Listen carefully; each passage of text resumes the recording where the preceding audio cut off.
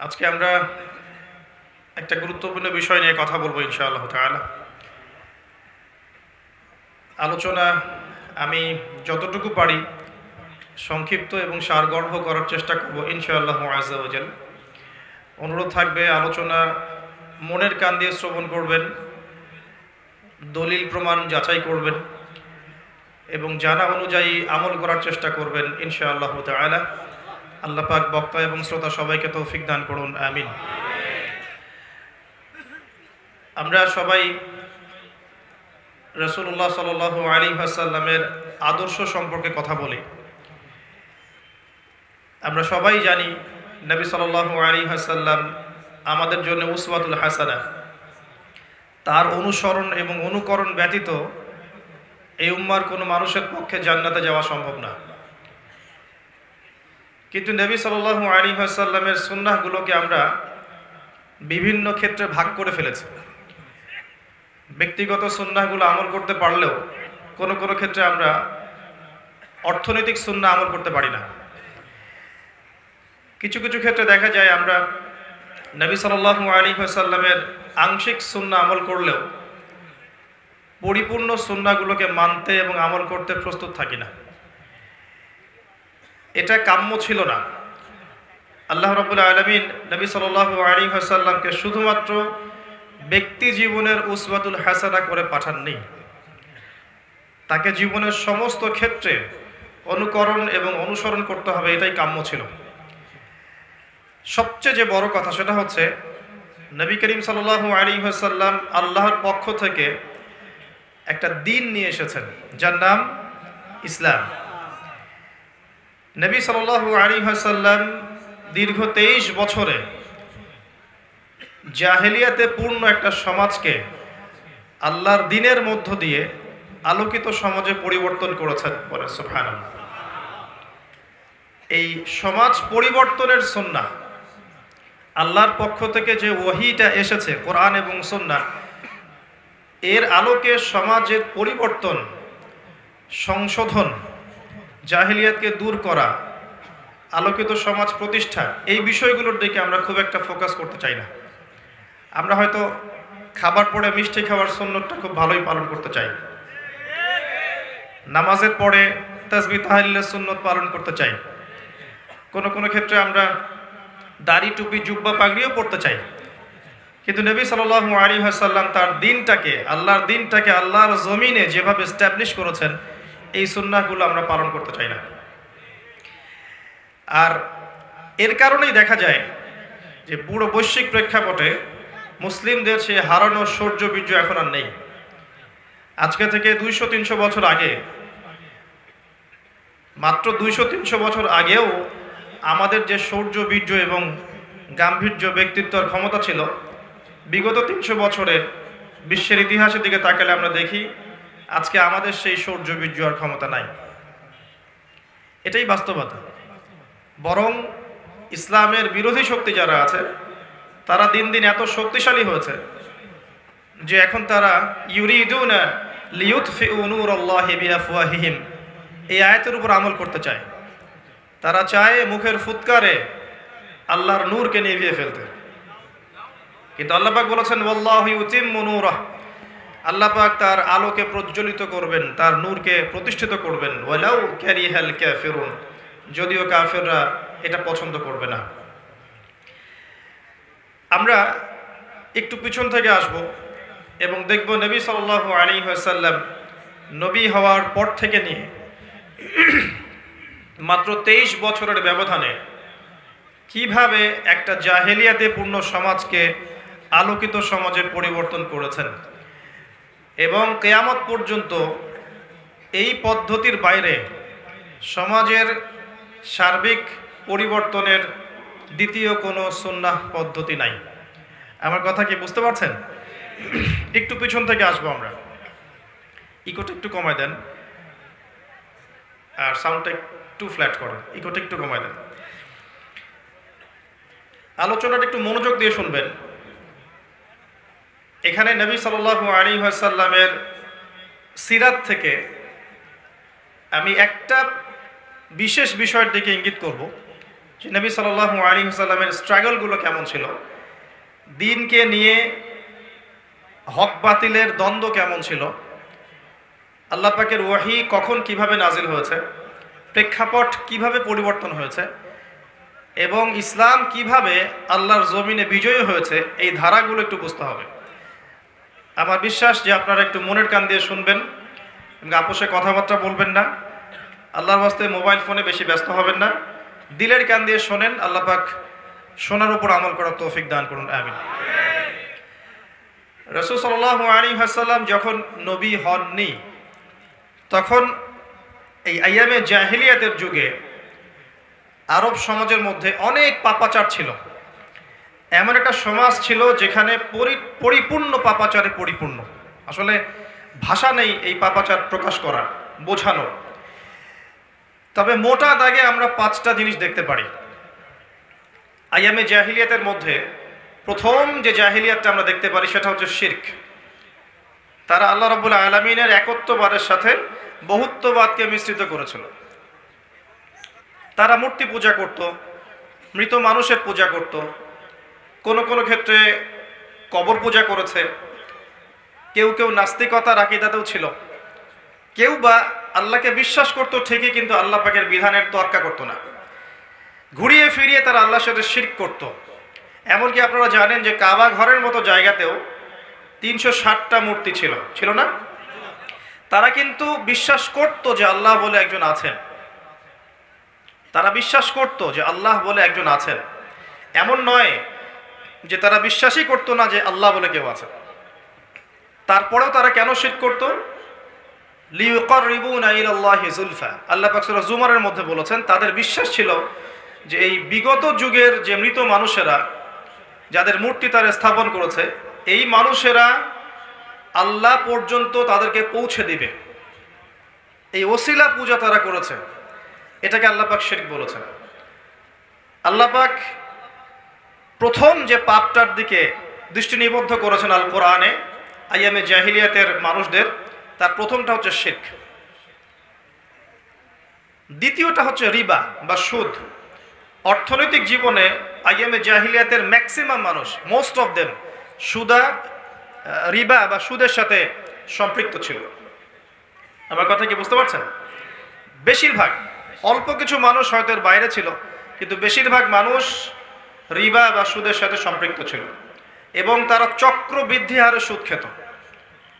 সুদের ঋণ শোধ করতে না পারলে কোনো কোনো ক্ষেত্রে জমি, বাড়ি, সন্তান, গবাদি পশু, এমনকি ব্যক্তিকে পর্যন্ত দাসে পরিণত করত। এই ছিল সিস্টেম। 3 নম্বর সমস্যা ছিল বা পাপ ছিল মাদক। আইয়ামে জাহিলিয়াতের ম্যাক্সিমাম মানুষ মাদকের সাথে সম্পৃক্ত ছিল এবং তারা এটাকে সেবন করত, এর মধ্য দিয়ে কিছু কিছু ভালো কাজও করত। মাতাল অবস্থায় অনেক দান সাদাকা করত, অনেক সময় মেহমানদারি করত। আল্লাহ পাক কোরআনে ওটা বলেছেন। ওরা জিজ্ঞাসা করত যে মাদকের মধ্যে কোনো কল্যাণ আছে কিনা। আল্লাহ পাক কোরআন এক জায়গায় বলেছিলেন যে এর মধ্যে কল্যাণ আছে সামান্য, কিন্তু এর পাপটা অনেক বড়।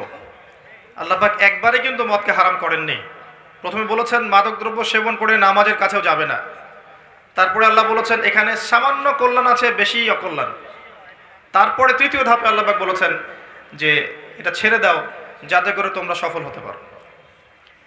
তো তৃতীয় সমস্যা ছিল মাদক এবং সমাজের বেশিরভাগ মানুষ এর সাথে সম্পৃক্ত ছিল। চতুর্থ সমস্যা ছিল নারীর অবমাননা। মহিলাদের সাথে বর্বর আচরণ করা হতো। বৈবাহিক সম্পর্কের তেমন একটা ভিত্তি ছিল না, খুব কম। জেনা বেশি ছিল, ব্যভিচার বেশি ছিল, পতিতাবৃত্তি এটা বেশি ছিল। মেয়েদেরকে বাজারে বিক্রি করা হতো এবং কন্যা সন্তানকে জীবন্ত দাফনও করা হতো। এগুলো আপনারা জানেন। এরকম ছিল নারীদের অবস্থা এবং সম্পত্তির অধিকার তাদেরকে দেওয়া হতো না। আর পঞ্চম সমস্যা ছিল গোত্রীয় হানাহানি। আইয়ামে জাহিলিয়াতের মানুষেরা খুব সামান্য কারণেই একে অপরের সাথে দ্বন্দ্বে লিপ্ত হতো। হানাহানি, মারামারি, কাটাকাটি এগুলোতে লিপ্ত হতো, সুদীর্ঘকাল পর্যন্ত চলতো। ছোট্ট ইস্যুকে কেন্দ্র করে 50 বছর, 60 বছর, 70 বছর পর্যন্ত যুদ্ধ চলেছে। আমার কথা কি বুঝতে পারছেন? এরকম সমাজ ছিল এছাড়া আরো অনেক পাপ ছিল, বাট আমি এখানে পাঁচটার কথা বললাম মৌলিক। একটা শিরক, 2 নাম্বার হচ্ছে রিবা বা সুদ, 3 নাম্বার মাদক, 4 নাম্বার নারীর অবমাননা এবং 5 নাম্বার গোত্রীয় হানাহানি। এবার আপনাকে আমি এই জাহিলি যুগ থেকে বর্তমান বিশ্বের দিকে নিয়ে আসছি, আমি আস্তে আস্তে ঘুরে আসবো ইনশাআল্লাহ। বর্তমানে জাহিলিয়াতের যুগের চাইতে অনেক উঁচু মাত্রায় বিরাজ করছে। আপনি পুরো বিশ্বের দিকে তাকান, দেখবেন বিশ্বের প্রতিটা ডিপার্টমেন্টে এখন শিরক আছে। শিরক ব্যক্তি জীবনে আছে, অমুসলিমদের মধ্যে তো আছেই, মুসলিমদের মধ্যেও আছে। অমুসলিমদের মধ্যে দেখবেন মানুষ মূর্তি পূজা করছে, প্রকৃতি পূজা করছে। কেউ ঈসা আলাইহিস সালামকে আল্লাহর সন্তান বলছে, নাউযুবিল্লাহ। কেউ উযায়ের আলাইহিস সালামকে আল্লাহর সন্তান বলছে, নাউযুবিল্লাহ। কেউ ট্রিনিটিতে বিশ্বাস করছে, কেউ চন্দ্র, সূর্য, গ্রহ, নক্ষত্র, পাহাড়, পর্বতের পূজা করছে ইত্যাদি, যেটার প্রচলন আপনাদের এখানেও আছে। এভাবে অমুসলিমরা তো শিরক করছে। মুসলিমদের মধ্যেও তাকিয়ে দেখেন, মুসলিমরাই দেখবেন কবর পূজা করছে, মুসলিমরা মাজার পূজা করছে, মুসলিমরা আল্লাহকে ছাড়া অন্য কাউকে সেজদা করছে, মুসলিমরা আল্লাহ ছাড়া অন্য কারো কাছে দোয়া করছে, অন্য কারো জন্য নজর করছে, মানত করছে, জবাই করছে, কসম করছে। মুসলিমরা আল্লাহর হালালকে হারাম করছে, আল্লাহর হারামকে হালাল করে নিচ্ছে। এই কাজগুলো মুসলিমরা করছে। ওই গ্লোবাল শিরক আপনি তাকিয়ে দেখেন, আইয়ামে জাহিলিয়াতের ওই পরিবেশ, এখনকার বিশ্বের গ্লোবালাইজেশন, এখানে আপনি শিরক পাবেন। ধর্মের মধ্যেই শিরক আছে। আপনি ইকোনমিক্সে যান, সেখানেও শিরক আছে। ইকোনমিক সেকশনে আল্লাহ পাক যা হালাল করেছেন সেটাকে আমরা হারাম করে নিচ্ছি, আর আল্লাহ যা হারাম করেছেন সেটাকে আমরা হালাল করে নিচ্ছি, এটাকেও শিরক বলে। আমি আবার মনে করিয়ে দেই, সূরা তাওবার 31 নম্বর একটা পড়ে দেখবেন। কেউ যদি জেনে শুনে আকীদা বিশ্বাস পোষণ করে এবং আল্লাহর হালালকে হারাম করে নেয় এবং হারামকে হালাল করে নেয়, এই পাপের নাম শিরক। আর কারো আমল নামায় যদি শিরকের পাপ থাকে, বিনা তওবায় মারা যায়, সে নিশ্চিত জাহান্নামে যাবে ইনশাআল্লাহ। আল্লাহ পাক তার নবীকে ওয়াদা করেছেন, এই উম্মতের কোনো ব্যক্তি যদি শিরকের পাপ না করে আমার সাথে সাক্ষাৎ করে, আমি তাকে মাফ করে দিব। সুসংবাদ, এই উম্মতের কোনো ব্যক্তি যদি শিরকের পাপ না করে, অন্য যে কোনো পাপ আল্লাহ যাকে ইচ্ছা মাফ করতে পারেন। তারপরেও 1999 জন মানুষ জাহান্নামে যাবে। তাহলে আপনার কমন সেন্স কি বলে, ওদের আমল নামায় কিসের পাপ থাকতে পারে? শিরকের পাপ। আল্লাহ পাক বলেছেন, ইন্নাল্লাহা লা ইয়াগফিরু আন ইউশরাকা বিহি ওয়া ইয়াগফিরু মা দুনা যালিকা লিমান ইয়াশা। আল্লাহ পাক শিরকের পাপ ছাড়া অন্য যে কোনো পাপ যাকে ইচ্ছা মাফ করতে পারে। শুধু মানুষের সাথে জড়িত হক মানুষের কাছেই মাফ নিতে হবে। যদি কেউ কারো উপর জুলুম করে থাকে, কাউকে আঘাত করে থাকে, কাউকে গালি দিয়ে থাকে, কাউকে অপদস্থ করে থাকে, কাউকে ধর্ষণ করে থাকে, কারো টাকা পয়সা সম্পদ আত্মসাৎ করে থাকে ইত্যাদি ইত্যাদি, অন্যের সাথে জড়িত হক থাকে, সেটা ওই মানুষের সাথে মিটিয়ে ফেলতে হবে। এটা আল্লাহর কাছে মাফ হবে না। বাকি যে কোনো পাপ আল্লাহ পাক যাকে ইচ্ছা মাফ করতে পারেন। তারপরেও বেশিরভাগ মানুষ জাহান্নামে যাবে, তার মানে তাদের আমল নামায় শিরকের পাপ থাকবে। আপনি ইকোনমিক্সে শিরক পাবেন, এডুকেশন সেক্টরেও শিরক পাবেন। শিক্ষার ক্ষেত্রে আমাদেরকে শেখানো হচ্ছে বা গেলানো হচ্ছে যে পরীক্ষা নিরীক্ষা, পর্যবেক্ষণ, যুক্তি, বিজ্ঞান, দর্শন দিয়ে যা লাভ করা যাবে সেটাই জ্ঞান। যা চাক্ষুষ দেখব না তার অস্তিত্ব নাই। আল্লাহকে দেখি না, বিশ্বাস করি না। ফেরেশতাকে দেখি না, বিশ্বাস করি না।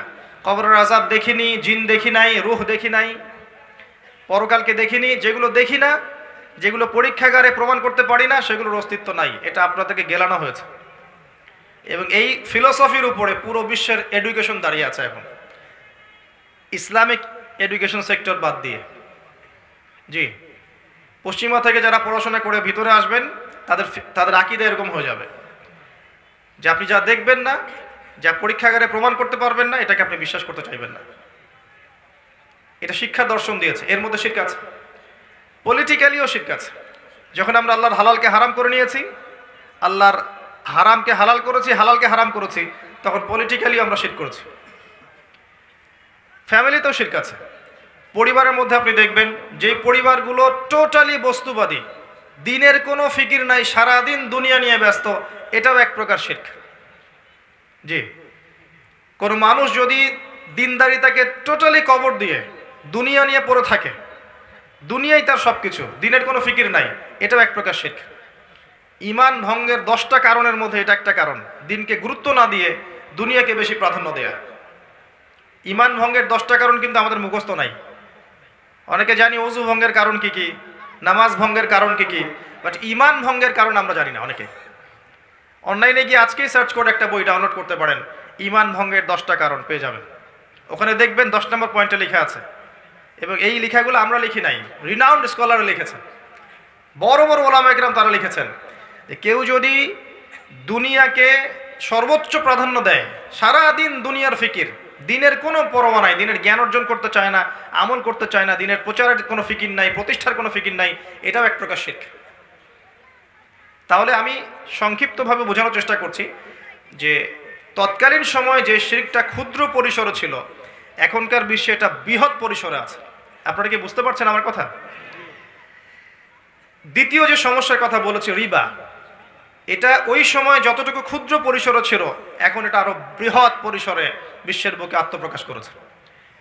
এবং বিশ্বের যতগুলো বড় বড় সমস্যা, শিরক বলেন, মাদক বলেন, রিবা বলেন, পর্নোগ্রাফি বলেন, ফেমিনিস্ট রেভলিউশন বলেন, জেনার এই যে সয়লাভ বলেন, ফ্রি মিক্সিং বলেন, বয়ফ্রেন্ড গার্লফ্রেন্ড সম্পর্ক বলেন, আল্লাহ বিরোধী লাইফস্টাইল বলেন, যত বড় বড় সমস্যা, সমস্ত বড় বড় সমস্যা পশ্চিমা বিশ্ব থেকে এই পৃথিবীতে আমদানি হয়েছে। যত বড় বড় সমস্যা, একটাও বাদ থাকবে না। কোন কোন স্কলার এমনও বলেছিলেন, যদিও আমি তাদের সাথে একমত নই, পুরোপুরি একমত নই, তারা এমনও বলেছিলেন যুগে যুগে কিছু কিছু স্কলার, যে এই সভ্যতার মধ্যেই ইয়াজুজ আর মাজুজ আছে। কথা কি বুঝতে পারছেন? কারণ তাদের ফাংশন, ইয়াজুজ আর মাজুজের ফাংশন হচ্ছে সারা বিশ্বে ফাসাদ সৃষ্টি করা, সারা বিশ্ব জুড়ে ফাসাদ, ধর্মে ফাসাদ, অর্থনীতিতে ফাসাদ, পলিটিক্সে ফাসাদ, ভূরাজনৈতিক প্রেক্ষাপটে ফাসাদ, সংস্কৃতির মধ্যে ফাসাদ, মিডিয়ায় ফাসাদ, সমস্ত ফাসাদের কেন্দ্র হচ্ছে পশ্চিমারা। আর আমরা তাদেরকেই কপি করতে চাই এখন, মনে করি যে ওদের ফটোকপি না হতে পারলে আমরা মনে হয় উন্নতি, অগ্রগতি, প্রগতি লাভ করতে পারবো না। আমি এমনও জেলায় গিয়েছি যেই জেলার গ্রামকে লন্ডন বানানোর চেষ্টা করা হয়েছে, জানেন?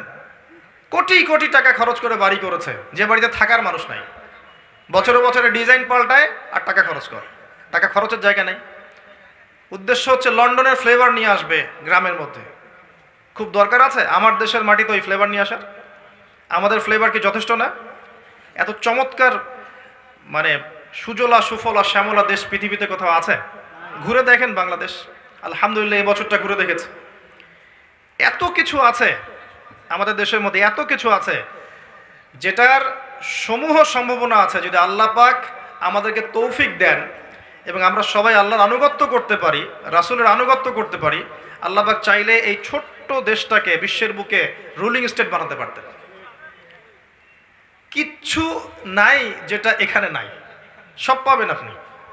আবহাওয়া, পরিবেশ, আপনার ফসল, আপনার প্রাকৃতিক সম্পদ, সৌন্দর্য, প্রতিটা বিষয়। শুধু একটা জিনিসের অভাব আছে, যে আমরা সবাই যদি আল্লাহ এবং তার রাসূলের আনুগত্য করতাম, মুসলিমরা 100% ইসলাম ফলো করার চেষ্টা করতাম, দেখতেন আমাদেরকে কেউ ডমিনেট করতে পারতো না, আমরা মাথা উঁচু করে থাকতে পারতাম। এবং আমরা মাথা উঁচু করে এখনো আছি, আমরা কারোর সামনে মাথা নত করিনি। ঈমান ইসলাম নিয়ে যদি আমরা থাকতে পারি, কেউ আমাদের মাথা নত করাতে পারবে না ইনশাআল্লাহ। আল্লাহ পাক আমাদেরকে ঈমান দান করুন, ইসলাম দান করুন এবং জাতিগত ঐক্য দান করুন। আর যারা আমাদের জাতিগত ঐক্যের বিরোধী, আল্লাহ পাক এদেরকে ধ্বংস করে দিন। ওই রিবা যেটা ওই সময় ছিল, এখন আপনি খেয়াল করে দেখবেন বিশ্বের প্রতিটা জায়গায়, সেটা হোক বড় বড় ব্যাংক থেকে শুরু করে একদম নিচু লেভেলের এনজিও পর্যন্ত, প্রতিটা জায়গায় রিবা, শিরক, ওই একই আকীদা। এবং কোন কোন ক্ষেত্রে এটা যে হারাম, এটার আকীদা আমাদের মধ্যে উঠে যাচ্ছে। মুসলিমদেরকে মনে করিয়ে দিতে হয় যে ভাই সুদ খায় না, সুদ হারাম। হ্যাঁ, এখন অবস্থা এমন চলছে। বরং এর সাথে সম্পৃক্ত হতে পারলে সে মনে করে আমি জীবনে সাকসিড, আমি জীবনে প্রতিষ্ঠিত হয়েছি। সেই রাসূল সাল্লাল্লাহু আলাইহি ওয়াসাল্লামের কথা সেই বেমালুম ভুলে গেছে, যে নবীজি বলেছেন যে আমি 4 শ্রেণীর মানুষকে অভিশাপ দিয়ে গেলাম, বলেন নাউজুবিল্লাহ। এক শ্রেণী হচ্ছে যে ব্যক্তি রিবা খায়, 2 নাম্বার যে দেয়, 3 নাম্বার যে সাক্ষী থাকে, 4 নাম্বার লিখে রাখে। এই কথা সে বেমালুম ভুলে গেছে। নবীর উম্মত লজ্জা শরমের বালাই শেষ করে ফেলেছে। নবীর উম্মত নবী সাল্লাল্লাহু আলাইহি ওয়াসাল্লাম সেই কবে বলে গেছেন, 1400 বছর আগে, 1 দিরহাম কেউ যদি সুদ খায় সে যেন 36 বার জিনা করলো। হাদিসটা আমি বানাইনি, বুখারীর মধ্যে আছে, দেখে নিন। 1 দিরহাম কেউ যদি সুদ খায় সে যেন 36 বার জিনা করলো। কোনো ব্যক্তি এই গ্রামের বা এই মহল্লার যদি 36টা জিনা করে আসে বা 36টা মেয়েকে রেপ করে আসে, আপনি তাকে কি করতে চাইবেন বলেন তো? নিজে চিন্তা করেন, আপনি কি করতে চাইবেন তাকে? তার প্রতি আপনার কি ধারণা হবে? এটা 1 দিরহাম সুদের পাপ না, যেটা আমি আপনি খাচ্ছি।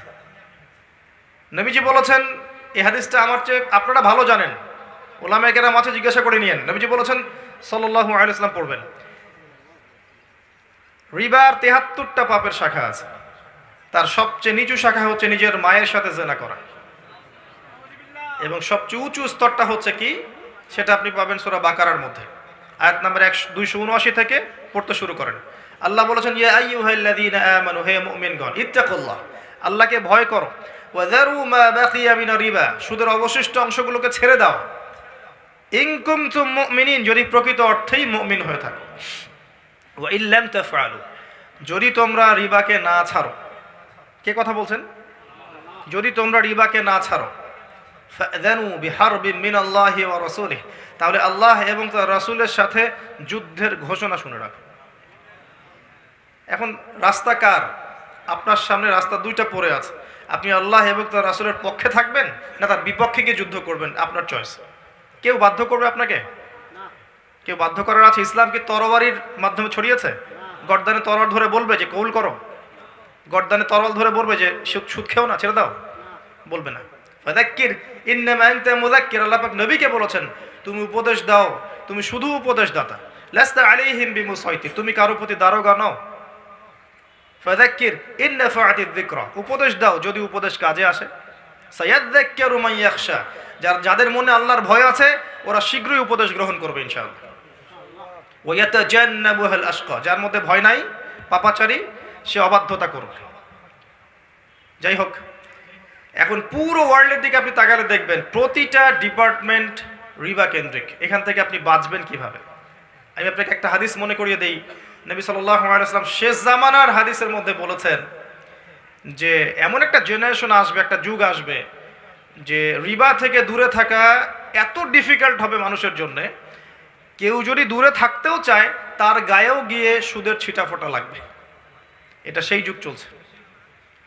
এবং শুধুমাত্র চক্রবৃদ্ধি সুদই সব কিছু না, এর বাইরে আবার আছে যাকাত না দেওয়ার প্রবণতা, এবং যাকাতটাকে ফরজিয়াতের জায়গা থেকে সরিয়ে দিয়ে নফল মনে করছে মানুষ। এখন ইচ্ছা হইলে দিলাম, ইচ্ছা হইলে দিলাম না।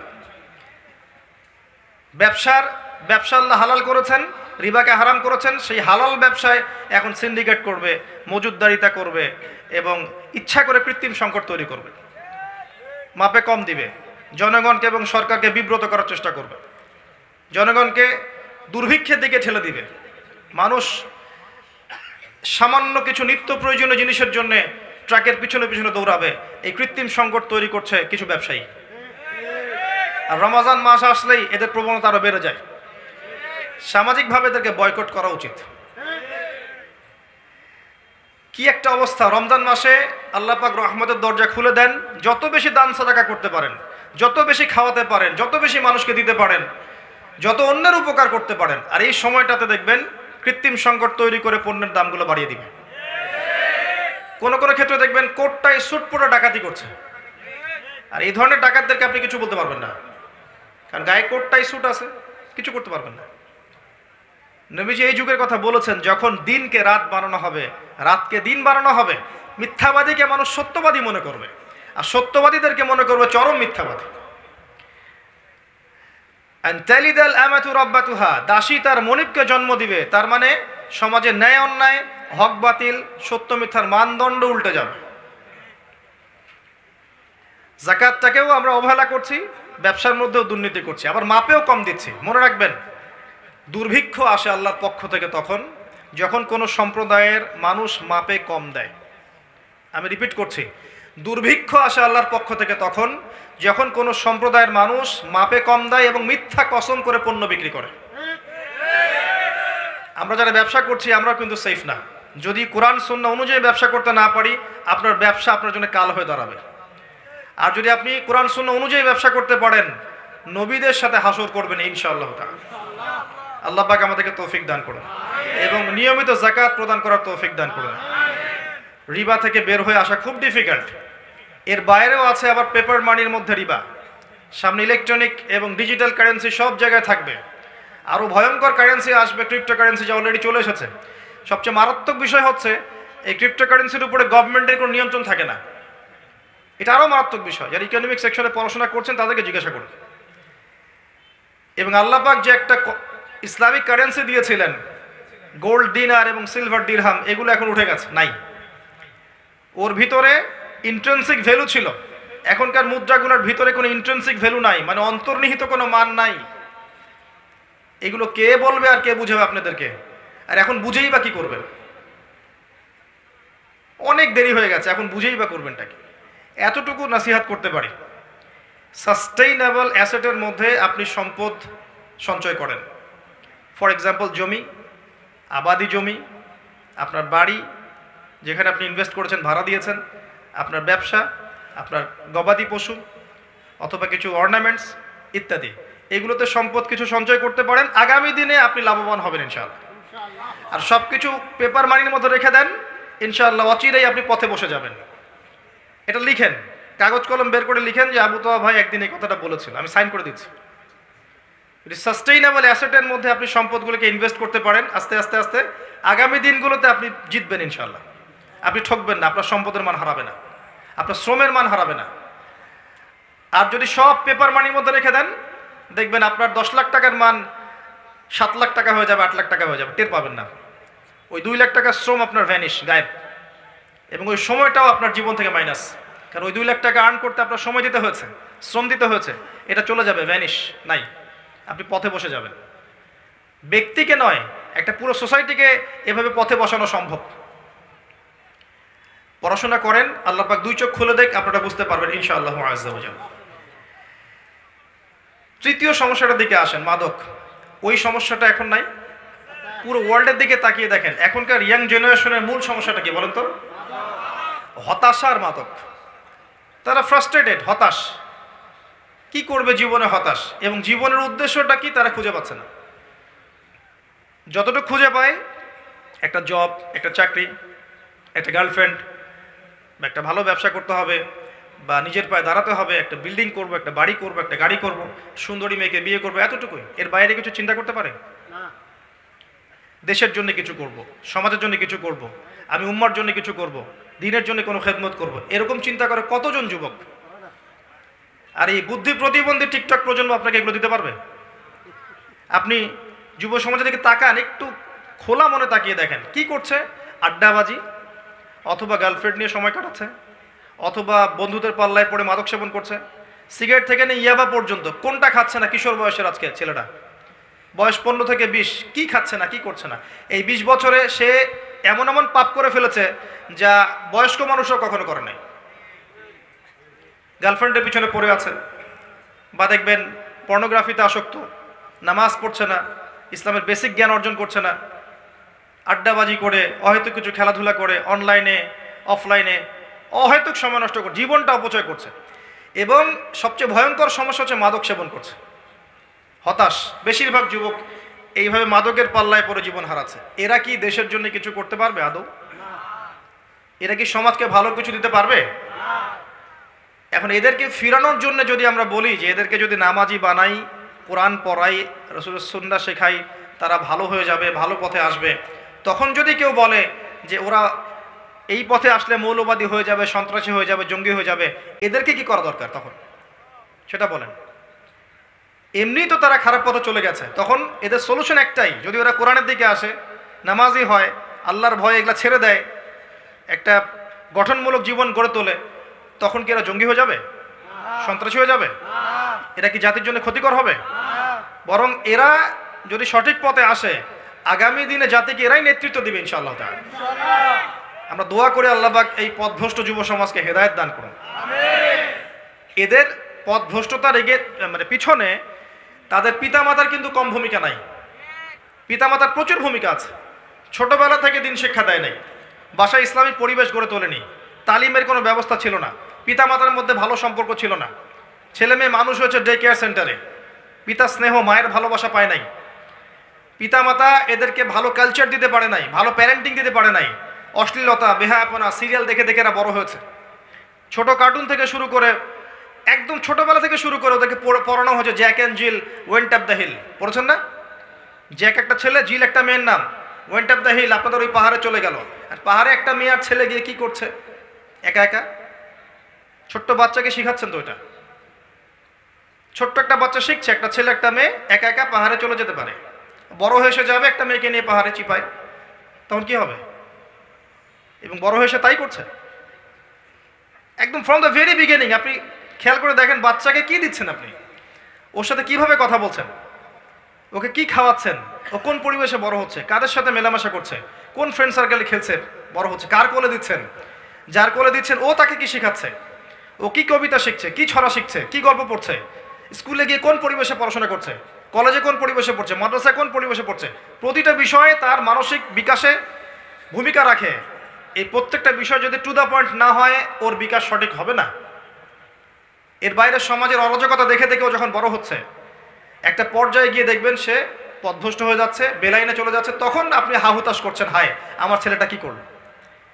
এর বিপরীতে আপনি না দিচ্ছেন পরিবারে কোনো তালিম, না মাদ্রাসায় পড়াচ্ছেন, না কোরআনের টিচার দিচ্ছেন, হ্যাঁ নাচের টিচার দিচ্ছেন, ললিত কলা শিখাচ্ছেন, অমুক কলা শিখাচ্ছেন, তমুক কলা শিখাচ্ছেন, কোরআন দিচ্ছেন না, ভালো আলেমের সংস্পর্শ দিচ্ছেন না, ভালো পরিবেশে দিচ্ছেন না, দিনই মাহফিলে আসতে দিচ্ছেন না, নামাজ পড়লে টিটকারি মারছেন, দাড়ি রাখা টিটকারি মারছেন, তারপরে জুব্বা টুপি পাগড়ি পড়লে বলছেন কি রে তুই কি সন্ত্রাসী হয়ে গেলি নাকি, জঙ্গি হয়ে গেলি নাকি, এগুলো বলছেন। তখন এই ছেলে কিভাবে গড়ে উঠবে? তখন যখন এই ছেলেকে একটা পর্যায়ে গিয়ে যখন পথভ্রষ্ট হয়ে যায় তখন হাহুতাশ করেন, হুজুর আমার ছেলের জন্য দোয়া করেন, ছেলেটা আমার তো বেলাইনে চলে গেল, পানি পড়া দেন। পানি পড়া খেয়ে আপনার ছেলে ভালো হবে? পানি পড়া আপনার খাওয়া দরকার আগে। কথা বললে তো মাইন্ড করে, কিছু কথা না বললে তো কথা আসবে না। বাস্তবতা এরকম। তো এই পিতামাতারা পরে হাহুতাশ করে যে আমার সন্তানের কি হলো। তো দোষ শুধু যুব সমাজের নয়, পিতামাতারও দোষ আছে। একটা ছেলে একা একা কখনো মাদক সেবন করে না যতক্ষণ না সে একটা মেয়ের সাথে প্রেম করে ছ্যাক খেয়েছে। এটা বাস্তব না? আর প্রেমটা কখন হলো? যখন আপনি ছেলে মেয়ে একটা স্কুলে পড়ে সেখানে দিলেন, ছেলে মেয়ে একই স্কুলে পড়ে সেখানে দিলেন, এই স্কুল লাইফে প্রেম হয়ে গেল, পরে ব্রেকআপ। ছেলে মেয়ে একই কলেজে পড়ে সেই কলেজে দিলেন, সেখানে প্রেম হলো, তারপর ব্রেকআপ, এক পর্যায়ে তারপর মাদক ধরলো। যদি তাকে আপনি ছেলেদের পরিবেশে বড় করতেন, ম্যাচুরিটি হলে এবং আর্নিং সোর্স হলে দ্রুত বিয়ে দিতেন, ওকে এই কাজটা করতো? তার জীবনে কি হতাশাটা আসতো? তাহলে আমি কি তাকে খারাপ পথে ইনজেক্ট করলাম না? পিতামাতা হিসাবে আমি বিচক্ষণতার পরিচয় দিতে পারি নাই। মেয়ের ক্ষেত্রেও সেম, মেয়েকে আমরা ওইরকম জায়গায় দিলাম, তখন মেয়ে 15 থেকে 20 বছরের মধ্যে নিজের ইজ্জত হারায় ফেললো। আর একবার ইজ্জত হারায় ফেললে কি মেয়ের ইজ্জত ফিরে পাওয়া যাবে? গত কয়েকদিন আগে ফেসবুকে একটা চিঠি দেখেছিলেন, একটা মেয়েকে জোর করে রেপ করেছে, সে চিঠি লিখেছে, মা আমি আত্মহত্যা করছি। দেখেছিলেন? চোখ দিয়ে পানি আসেনি? ও যদি আপনার বোন হতো, আমার বোন হতো, আমার মেয়ে হতো, আপনার মেয়ে হতো। 7 দিনে একটা দেশের মধ্যে 42টা বাচ্চাকে ধর্ষণ করা হয়, কোন পরিবেশে আছে? আর প্রত্যেকটা ধর্ষকের কি ওই মৃত্যুদণ্ডের শাস্তি হচ্ছে আদৌ? একে তো পর্নোগ্রাফি দেখছে, তারপরে আবার ফ্রি মিক্সিং, তারপরে এগুলোকে আমরা উস্কাচ্ছি, উৎসাহিত করছি, তারপরে বয়ফ্রেন্ড গার্লফ্রেন্ড ট্রেডিশন, আবার প্রেমকে উৎসাহিত করছি বিয়ের আগেই, আবার বিয়েকেও কঠিন করছি, তার উপর আবার জেনা হচ্ছে। বলছি সম্মতিতে জেনা করলে জায়েজ, কোনো সমস্যা নেই। এত কিছু উস্কে দেওয়ার পর যখন ধর্ষণ বাড়ছে তখন মাথায় হাত দিয়ে লাভ আছে? এই বাড়ার পিছনে তো সবচেয়ে বড় ভূমিকা আমি রেখেছি। পুরো সিস্টেমটাই লস, পুরো সিস্টেমই লস। আর এখানে যদি আল্লাহ বলেন তোমরা পর্দায় থাকো, বিনা প্রয়োজনে বাড়ির বাইরে এসো না, তোমরা ফ্রি মিক্সিংয়ে যেও না, পর্দার আড়াল থেকে কথা বলো, ছেলেরা ছেলেদের সেকশনে থাকো, মেয়েরা মেয়েদের সেকশনে থাকো, সেখানে তোমরা স্বতন্ত্র স্বাধীন থাকো, তোমরা জাহেলিয়াতের মতো বেহায়ের মতো রাস্তায় ঘুরো না, ছেলেদের পোশাক পরে ফ্যামিলিস্টদের মতো ঘুরো না, তখন আল্লাহ পাকের দোষ হয়ে যায়। তা রাসূলের দোষ হয়ে যায়, তখন কোরআন হয় সেকেলে বই আর ইসলাম হয় মৌলবাদী ধর্ম নাকি? সমাজের পরিবর্তন এবং পরিবর্ধন সংশোধনের একমাত্র সলিউশন হচ্ছে ইসলাম। এর বাইরে কিচ্ছু আপনি সলিউশন দিতে পারবেন না। সাময়িকভাবে আইন প্রয়োগ করে পিটিয়ে এইসব ধর্ষণ বন্ধ করা সম্ভব? পুরো যুব সমাজ পর্নোগ্রাফি দেখছে, ভিতর থেকে তারা পশু হয়ে গেছে, সুযোগ পেলেই তো একটা মেয়েকে এসে ধর্ষণ করবেই। এখানে আমি একটু বেশি সময় নিয়ে ফেললাম, বিকজ যুব সমাজের সমস্যাগুলো আমাকে ভাবায় বেশি। অ্যাজ এ ইয়াং আমিও চিন্তা করি যে কি কি ট্র্যাপ আছে যেগুলোর মধ্য দিয়ে আমাদের যুবকরা পথভ্রষ্ট হচ্ছে। ট্র্যাপগুলো কিন্তু এগুলোই, মেজর ট্র্যাপ এগুলোই। ফ্রি মিক্সিংটা একটা বড় ট্র্যাপ। ফ্রি মিক্সিংয়ের মধ্য দিয়ে আপনি প্রথমে ভুল পথে গিয়েছেন, তারপরে জেনা হয়ে গেছে, তারপরে হতাশ হয়েছেন, ব্রেকআপ হয়েছে, তারপরে আপনি হয় মাদকদ্রব্য সেবন করছেন, হতাশ, বা মিউজিক করছেন, বা খেলাধুলায় লিপ্ত হচ্ছেন, বা স্মাগলিং করছেন, ছিনতাই করছেন, কেউ কেউ বড় বড় গুন্ডা মাস্তান হচ্ছে, এক পর্যায়ে জীবন শেষ। এবং তারা 40 বছর বয়সে বৃদ্ধ হয়ে যাচ্ছে। এই যুব সমাজ আমাদের বাপদাদার মতো নয়। এই প্রবলেমসগুলোর মধ্যে একটা মেজর প্রবলেম হচ্ছে মাদক, যেটা ওই যুগে ছিল এই যুগেও আছে। আর আমি আপনাদেরকে অনুরোধ করব যে আল্লাহর ওয়াস্তে নিজে মাদক খাবেন না, মাদক বিক্রি করবেন না, মাদকের সাথে সংশ্লিষ্ট থেকে নিজের রিজিক অর্জন করবেন না, এবং নিজের পরিবারের মধ্যে মাদককে স্থান দিবেন না। আল্লাহ পাক তৌফিক দান করুন। কারো যদি আকীদা ঠিক থাকে, আমল ঠিক থাকে, অল্প আমল তার জান্নাতে যাওয়ার জন্য যথেষ্ট হবে ইনশাআল্লাহ। কিন্তু কারো রিজিকের মধ্যে যদি হারাম থাকে, মাদকের টাকা থাকে বা সুদের টাকা থাকে, আপনি যত বড় পরহেজগার হন না কেন, আপনার ইবাদত বন্দেগী আল্লাহর কাছে কবুল হবে না। বরং যারা মাদক খাবে, আল্লাহ পাক বলেছেন, তার রাসূল দেখে এসেছেন মেরাজের রাতে সাল্লাল্লাহু আলাইহি ওয়াসাল্লাম, তাদেরকে তিনাতুল খাবাল নামে একটা পানীয় পান করানো হবে। কি নাম? তিনাতুল খাবাল। এটা কি? সাহাবীরা বললেন, এটা কি ইয়া রাসূলুল্লাহ? তিনি বলছেন, এটা হচ্ছে জাহান্নামীদের রক্ত আর পুজ মিশ্রিত একটা পানি। বলেন নাউযুবিল্লাহ। দুনিয়াতে যে ড্রিঙ্কস করেছে, পরকালেও তাকে ড্রিঙ্কস করানো হবে। তবে আল্লাহ রাসূল সুসংবাদ দিয়েছেন, কেউ যদি মাদকদ্রব্য সেবন করে তওবা করে, আল্লাহ তার তওবা কবুল করুন, মাফ করে দেবেন ইনশাআল্লাহ। কেউ যদি মাদক সেবন করে, তার 40 দিনের সালাত কবুল হয় না, তওবা করলে আল্লাহ মাফ করে দেন। যদি আবারও সেবন করে, আবার 40 দিনের সালাত কবুল হবে না, তওবা করলে আল্লাহ মাফ করে দিবেন। যদি আবারও মাদক সেবন করে, আবারও 40 দিনের সালাত কবুল হবে না, তওবা করলে আল্লাহ মাফ করে দিবেন। এরপর আবারও যদি করে, আল্লাহ পাক তাকে তিনাতুল খাবাল পান করাবেন। অতএব যারাই আমরা মাদকের সাথে সম্পৃক্ত আছি, আল্লাহর ওয়াস্তে এটা ছেড়ে দেন, নিজে ভালো হন, দেখবেন সব ঠিক হয়ে গেছে। আমাদের মূল সমস্যা কি ভাই জানেন? আমরা নিজের দিকে বেশি দেখি না, মানুষের দিকে বেশি দেখতে চাই। চিন্তা করবেন নিজে দিনের জন্য কি করেছে, দেখবেন খুব বেশি কাজ পাবেন আমলনামায়, কিন্তু মানুষ কি করেছে এটার দিকে আঙ্গুল দিবেন। দেখবেন কেউ যদি করতে থাকে দিনের জন্য কিছু, তার ভুল খুঁজে বের করার চেষ্টা করবে, নিজের ভুল দেখবে না, সে নিজে কি করেছে এটা দেখবে না। নিজে কতটুকু করলাম, নিজে কতটুকু নামাজি, নিজে কতটুকু রোজা রাখি, নিজে কতটুকু সদকা করি, নিজে কতটুকু দিনের জন্য কাজ করি, দিনকে প্রচার করি, প্রতিষ্ঠা করার চেষ্টা করি, বা আলেম ওলামার কাছে যাই বা পড়াশোনা করি, এগুলো দেখবে না, মানুষ কতটুকু করে ওইটা দেখবে। এই জন্য নিজের চরকায় আমরা আগে তেল দেই। আলাইকুম আনফুসাকুম, নিজে নিজের নফসের ফিকির করো, তাহলে দেখবা আল্লাহ পাক এটা কোরআনের মধ্যেই বলেছেন, ইয়া আইয়ুহাল্লাযীনা আমানু আলাইকুম আনফুসাকুম, হে মুমিনগণ তোমরা নিজেরা নিজেদের নফসের খবর নাও আগে। লা ইয়াদুররুকুম মান দাল্লা ইন ইহতাদাইতুম, তোমরা হেদায়েতের উপর থাকলে যারা পথভ্রষ্ট হয়ে যাচ্ছে, এদের পথভ্রষ্টতা তোমাদের কোনো ক্ষতি করবে না। নিজে আলোকিত হই, একটা বাতি থেকেই বাতি জ্বলবে ইনশাআল্লাহ তাআলা। আল্লাহ পাক আমাদেরকে মাফ করে দিন এবং মাদক ছেড়ে দেওয়ার তৌফিক দান করুন, আমিন। একটা কথা শুধু বলবো প্রিয় যুবক ভাই, আপনার গার্লফ্রেন্ড, এই মাদকদ্রব্য, এই মিউজিক, এই সংস, এই মিউজিক্যাল ইনস্ট্রুমেন্ট, আপনার এই খেলাধুলা, আপনার এন্টারটেনমেন্টের মাধ্যমগুলো, অনলাইন সেকশন, ইউটিউব, ফেসবুকিং, আপনার টিকটক, কোনো কিছুই যে আপনি চারদিকে দেখছেন আপনার চারপাশে, এর কোনো কিছুই আপনাকে কলবের মধ্যে ডিভাইন প্রশান্তি দিতে পারবে না। যে প্রশান্তি আপনি খুঁজছেন, যে এন্টারটেনমেন্ট খুঁজছেন, রিল্যাক্সনেস খুঁজছেন, আপনি মনের মধ্যে সুকুন শান্তি খুঁজছেন, এর কোনোটাই আপনাকে তা দিতে পারবে না। 2 রাকাত সালাত পরিপূর্ণ ওযু করে 2 রাকাত সালাত, যেই সালাতে আপনি আল্লাহকে ডেকেছেন, আল্লাহকে ফিল করেছেন, সেজদায় কান্নাকাটি করার তৌফিক পেয়েছেন, চোখ দিয়ে পানি পড়েছে, 2 পৃষ্ঠা কোরআন যেটা আপনি বুঝে পড়েছেন, অর্থগুলো আপনার হার্টকে টাচ করেছে, 2 দিন নবী সাল্লাল্লাহু আলাইহি ওয়াসাল্লামের সুন্নাহ মতো চলার চেষ্টা করে দেখেছেন, প্রতিটা কাজ তার স্টাইলে করার চেষ্টা করেছেন, আপনি দেখবেন এই কাজগুলো আপনার মনের মধ্যে সুকুন নিয়ে আসবে, প্রশান্তি নিয়ে আসবে। অন্য কিচ্ছু প্রশান্তি দিতে পারবে না। নিজেকে আল্লাহর জন্য খালেস করে দেন, কারো কাছে কিছু আশা করেন না, কেউ মনের মধ্যে নিয়েন না। দুনিয়ার জীবনটা তুচ্ছ, পরকালের জীবনটাই চূড়ান্ত। বিলিয়ে দিতে পারেন পুরো যৌবনকালটাকে আপনি আল্লাহর পথে কাজ করে, আল্লাহর পথে আমল করে, পড়াশোনা করে, দিনের প্রসার করে কাটাতে পারেন। আল্লাহ পাক কিয়ামতের মাঠে আপনাকে আরশের ছায়া দিবেন ইনশাআল্লাহ। আল্লাহ পাক কিয়ামতের মাঠে আপনাকে তার আরশের ছায়া দিবেন ইনশাআল্লাহ। এবং আপনার জন্য আল্লাহ পাক জান্নাতে কত কি প্রস্তুত করে রেখেছেন আপনার খবর নাই।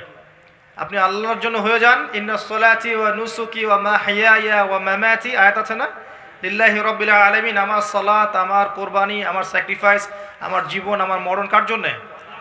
তখন দেখবেন আপনি মনে মনে কিছু চাচ্ছেন, মনে মনে কল্পনা করছেন যে এমনটা হলে হয়তো ভালো হতো, দেখবেন আপনার সামনে আল্লাহ সেটা হাজির করে দিয়েছে। আপনি হাত তুলে চানও নি এখনো যে আল্লাহ আমার এটা দরকার, এটা বলেন নাই, কিন্তু মনে মনে চিন্তা করছেন যে আমার এটা হলে ভালো হতো। দেখবেন আপনার বাড়ির সামনে হাজির। বিশ্বাস না হলে আমাকে নক দিয়ে। অগণিতবার জীবনে এটা আমার সাথে হয়েছে, অগণিতবার। আমরা কিছুই না। আমি বারবার বলি যে আমার মতো যারা এই চেয়ারগুলোতে বসছি, আমরা এমন কিছু হয়ে যায়নি যে আমাদেরকে জাতির একবারে কাণ্ডারি ভাবতে হবে। আমরা কিছুই না, অ্যাবসলিউটলি নাথিং। অনেক সময় এমন বাস্তবতা এমন যে বাইরে যা দেখছেন ভিতরে তার কিছুই নাই। জি, বাইরে যা দেখছেন দেখবেন ভিতরে তার কিচ্ছু নাই, জাস্ট একটা আই ওয়াশ শোডাউন। তো এর বাইরে আল্লাহওয়ালা কিছু মানুষ আছেন, জমিনের মধ্যে আল্লাহওয়ালা কিছু মানুষ আছেন যারা অহংকারী নন, যারা এত শোডাউন আই ওয়াশ পছন্দ করেন না, যারা মুখলেসভাবে দিনের জন্য কাজ করেন, রাতের বেলা তাহাজ্জুদে কান্নাকাটি করেন, উম্মাকে ভালোবাসেন, কারোর সাথে দ্বন্দ্বে জড়ায় না। এই মানুষগুলোর কারণেই হয়তোবা আল্লাহর জমিন, আল্লাহর দিন টিকে আছে। আমরা দোয়া করি আল্লাহ পাক আমাদেরকে তাদের অন্তর্ভুক্ত করুন এবং তাদের সোহবত দান করুন। যারা দিনকে দুনিয়ার বিনিময়ে বিক্রি করে খায়, এদের থেকে আল্লাহ পাক আমাদেরকে হেফাজত করুন। এবং যারা লৌকিকতা প্রদর্শন করে, ভিতরে বিষ রেখে বাইরে মধু প্রকাশ করে, এদের থেকে আল্লাহ পাক আমাদেরকে হেফাজত করুন, আমিন। মাদকের সমস্যা ওই যুগেও ছিল, এই যুগেও আছে। 4 নাম্বার কি ছিল? নারীর অবমাননা। এখন নাই? প্রথমটা বলেছিলাম শিরক, জাহিলিয়াতের বড় মেজর একটা আলামত বা সাইন, নিদর্শন। এখনকার যুগে এটা আছে, আপনারা প্রমাণ পেয়েছেন। দ্বিতীয় বলেছে রিবা, এখন আছে না? তৃতীয় বলেছে মাদক, এখন আছে না? 4 নাম্বার নারীর অবমাননা। এটা কি ওই আইয়ামে জাহিলিয়াতকে হার মানায়নি? একটা আন্ডারওয়্যার কিনতে যান, কার ছবি থাকে? কার ছবি থাকে? ওই ছবি আন্ডারওয়্যার তো পরবেন আপনি, ওখানে মহিলা কি করছে? ইভেন একটা গাড়ি কিনতে যান, দেখবেন সেখানে একটা মডেল কে দাঁড়িয়ে আছে? ছেলে না মেয়ে? মাশাআল্লাহ। যেখানে যাবেন সেখানে। কাপড় কিনতে যান, দেখবেন মহিলার পুতুল রেখে দিয়েছে। ওই পুতুলের মধ্যে মেয়ের কাপড়টা না পরালে ব্যবসা হবে না ভাই। উসমান রাদিয়াল্লাহু আনহু ব্যবসা করেন নাই? আব্দুর রহমান বিন আউফ রাদিয়াল্লাহু আনহু ব্যবসা করেন নাই? দীর্ঘদিন আবু হানিফা রাহিমাহুল্লাহ তিনি ব্যবসা করেন নাই কাপড়ের? আমাদের ইমাম আবু হানিফা রাহিমাহুল্লাহ ব্যবসা করেন নাই কাপড়ের? উনার দোকানে এরকম ডল ছিল। আমরা হানাফি না, হানাফি মাযহাব ফলো করি না, আমরা তার উত্তরসূরি কই হতে পারলাম? আমার দোকানে মহিলার মূর্তি কেন? রমজান মাস আসার আগেই সব মূর্তি বহিষ্কার চাই এই কাপড়ের দোকানগুলো থেকে। পারা যাবে ইনশাল্লাহ? আল্লাহর জন্য করেন, আল্লাহ আপনার দোকানে আরো বেশি ডাবল কাস্টমার পাঠাবে ইনশাল্লাহ। রিজিকের দায়িত্ব কার? সুবহানাল্লাহ। কি একটা ট্রেডিশন চলছে, দেখবেন শোরুমে দেখবেন মেয়ের মূর্তি দাঁড়িয়ে আছে, আর গায়ে কিন্তু কাপড় চোপড় খুব একটা থাকে না। এতে কি মেয়ের ডিগনিটি, সম্মান বাড়ছে? যেখানে যাবেন সেখানে নারীর অবমাননা শুরু হয়েছে ফ্যামিলিস্ট রেভলিউশনের মধ্য দিয়ে। যখন ফ্রি মিক্সিং আমরা অ্যালাউ করে দিয়েছি এবং এটাকে আমরা পাপ মনে করছি না, পর্দার বিধানটাকে আমরা ফরজ মনে করছি না, যখন পর্দার কথা বলা হচ্ছে উল্টা বলছে পর্দা করলে এই যুগে কেমন করে আমি এখানে জব করব?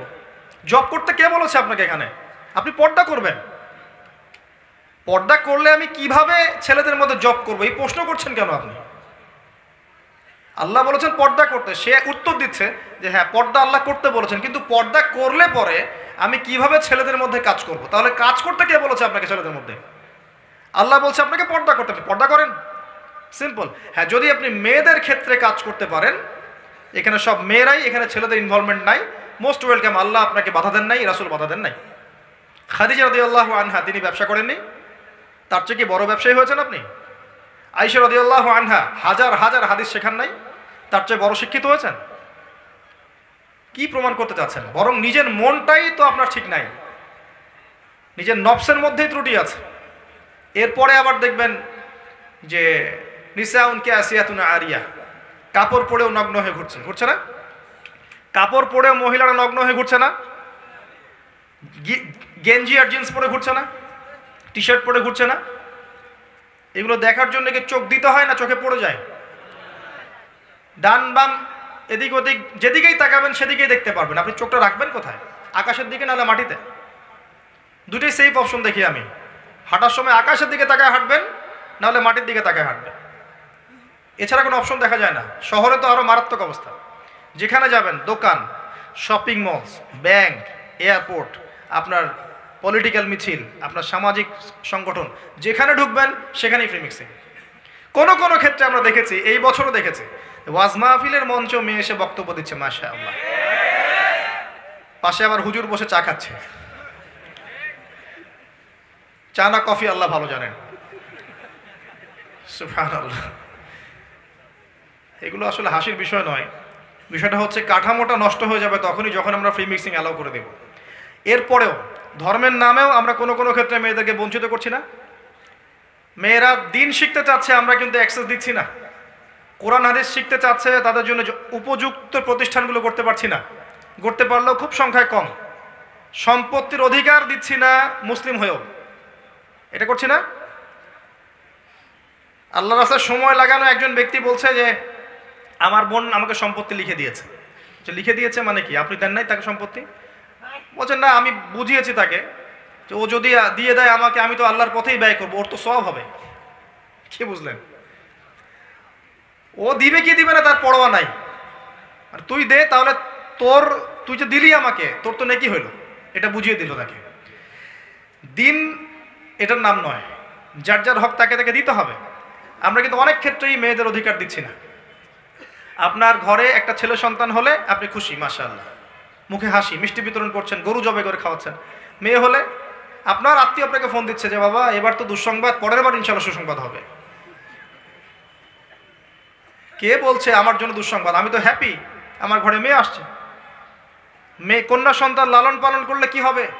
নবী সাল্লাল্লাহু আলাইহি ওয়াসাল্লাম বলেছেন জাহান্নাম থেকে ঢাল হয়ে যাবে মেয়েরা। সুবহানাল্লাহ।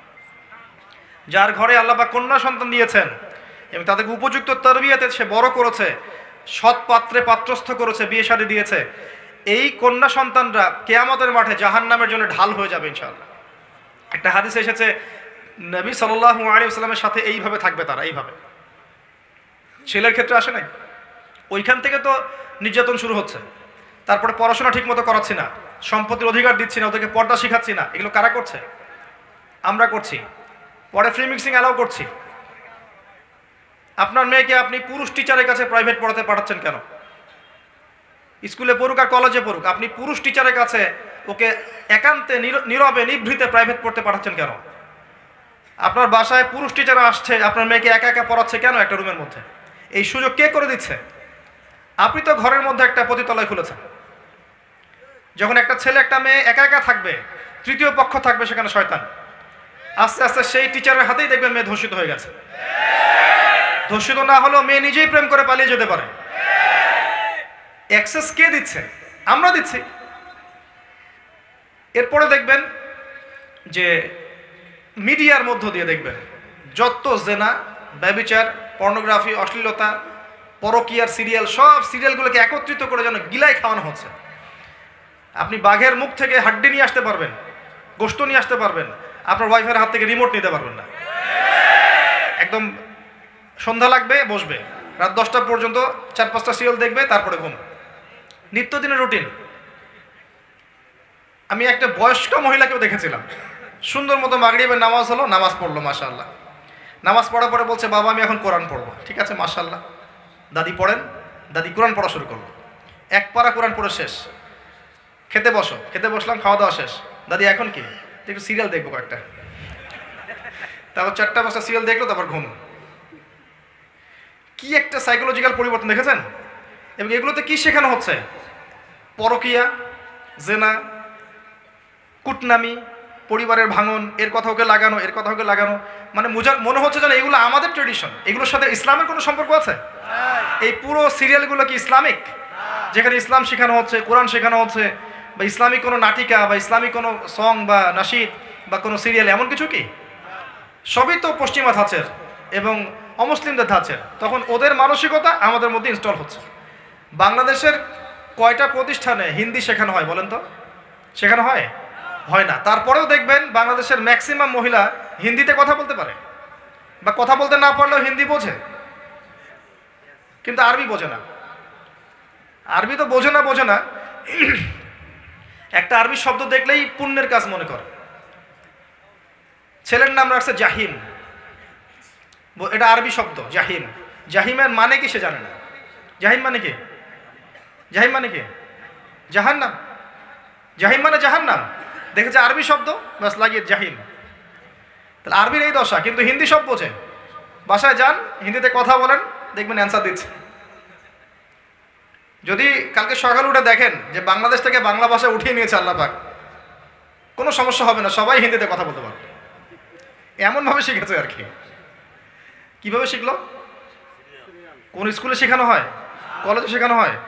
ট্রেনিং দেওয়া হয়েছে? সিরিয়াল। এভাবে দেখেন পুরো ফ্যামিনিস্ট একটা ফেতনা চলছে। তারপরেও দেখবেন পোশাক আশাকের ফেতনা, ধর্ষণের ফেতনা, ব্যভিচার, পরকিয়া। এখন ম্যাক্সিমাম পরিবারই পরকিয়া। বাসায় বউ আছে, বাইরে মেয়ের সাথে প্রেম করছে। বাসায় ছেলে আছে, বাসায় স্বামী আছে, বাইরে ছেলের সাথে প্রেম করছে। আপনার অবর্তমানেই দেখবেন কোন কোন ক্ষেত্রে এগুলো হচ্ছে, আপনি জানেনই না। ওই যে প্রবাসে ছেলে পড়ে আছে, এদিকে দেখবেন স্ত্রী 10টার সাথে লাইন মারা শেষ। এবং শহর কেন্দ্রিক যারা উচ্চ ইয়াতে আছে আর কি, উচ্চ বংশী অনেক মহিলাদের জীবন তো দেখবেন বাঁধন ছাড়া, কি করছে না করছে ঠিক নাই। মোটর সাইকেল নিয়ে দাবড়ায় বেড়াচ্ছে, বারে যাচ্ছে, মদ খাচ্ছে, এখানে বন্ধুদের সাথে আড্ডা মারছে। এই যে আপনাদের কক্সবাজার বিচেও দেখবেন ছেলে মেয়ে বসে সিগারেট খাচ্ছে, গিটার বাজাচ্ছে, গান গাচ্ছে, রাতের বেলা শুয়ে শুয়ে আছে, ছেলের কোলে মেয়ে শুয়ে আছে, গোল হয়ে বয়ফ্রেন্ড গার্লফ্রেন্ড বান্ধবী। এদের তো বাবা নাই, মারা গেছে, এদের মা নাই, মারা গেছে। এদের বাপ মা স্বামী ভাই কেউ যদি বেঁচে থাকতো তারা এগুলো করতে পারতো? এদের তো কোনো ওয়ারিশই নাই, কেউ কিচ্ছু বলার নাই। মানে এই বিচের পরিবেশও নষ্ট করে ফেলছে এরা। আপনাদের এই পরিবেশটা নির্মল শান্ত ছিল না, এখন দেখবেন বেহায়ের কারণে বেহায় পাড়া এখন যাওয়াই যায় না, দাঁড়ানোই যায় না, তাকানোই যায় না। খুঁজতে হয়, দিনী ভাই থেকে বলতে হয় এমন বিচে নিয়ে চলো যেখানে মানুষ নাই, একা একা দাঁড়ানো যাবে। প্রতিটা ক্ষেত্রে ফিতনা ছড়িয়ে পড়েছে এই যে ফ্যামিনিস্ট রেভলিউশনের কারণে। আপনি ভাবতে বলছি। আরেকটা হাদিস নবীজি বলেছেন, আমি এক শ্রেণীর নারীর কথা বলছি যাদেরকে আমি এখনো দেখি নাই, মানে 1400 বছর আগে তারা ছিল না পৃথিবীতে, তারা আসবে এক সময়, যারা জান্নাতে যাবেও না, জান্নাতের গন্ধ পাবে না, যদিও জান্নাতের গন্ধ 70 বছরের পর থেকে পাওয়া যায়।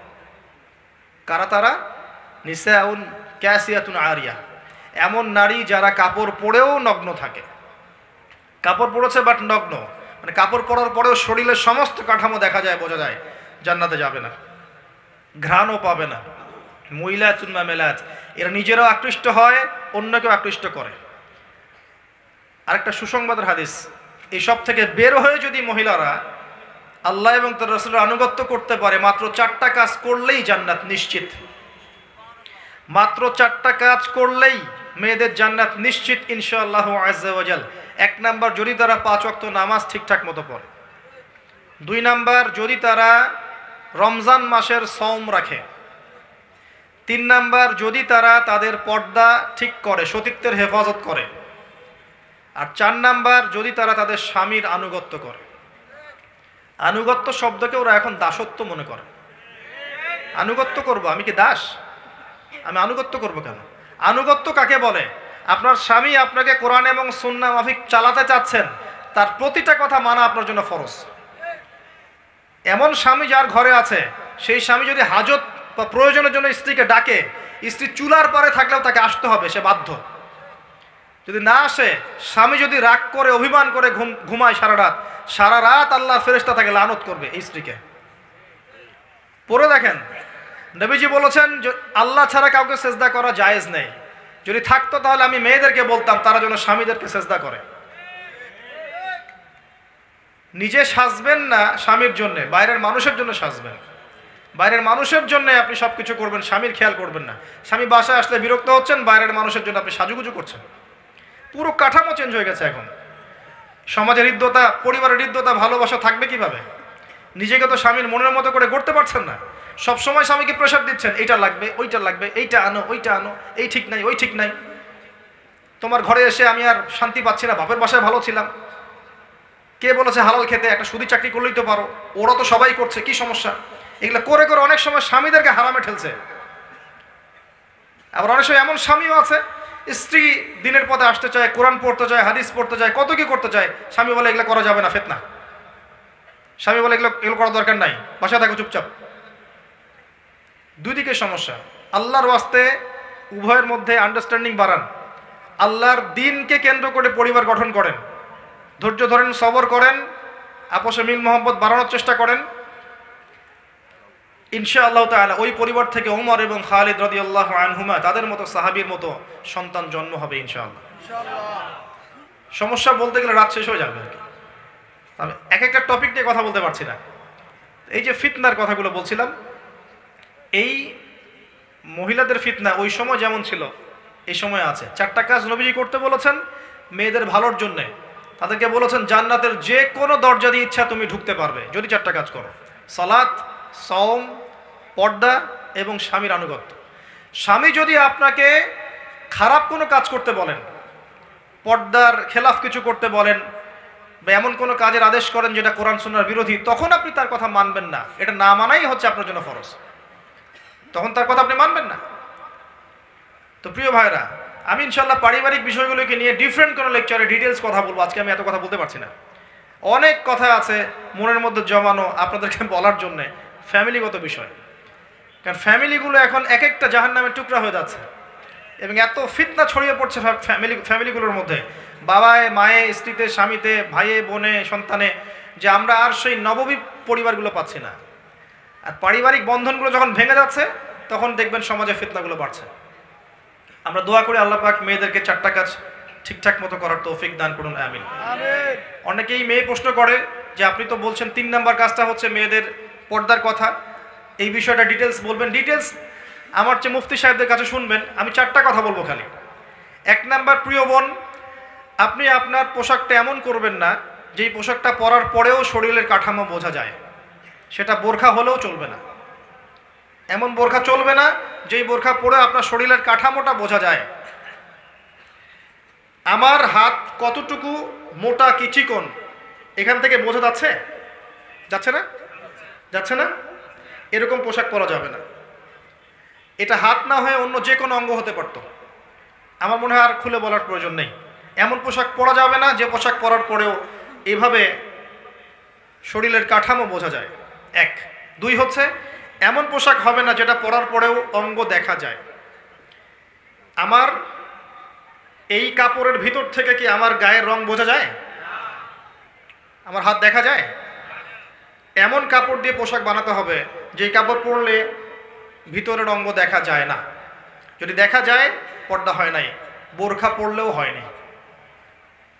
3 নাম্বার, নারীরা পুরুষের কোনো পোশাক পরতে পারবে না।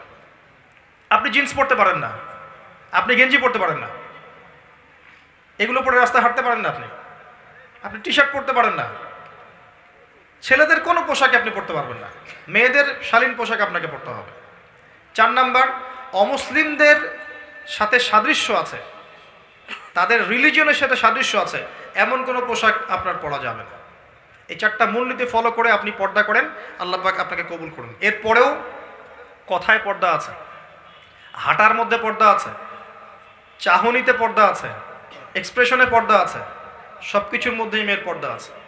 শালীনতা, আল হায়া শু'বাতুম মিনাল ঈমান, নবীজি বলেছিলেন না একটা হাদিসে, ইমানের 73টা শাখা আছে বা 70-এর বেশি শাখা আছে।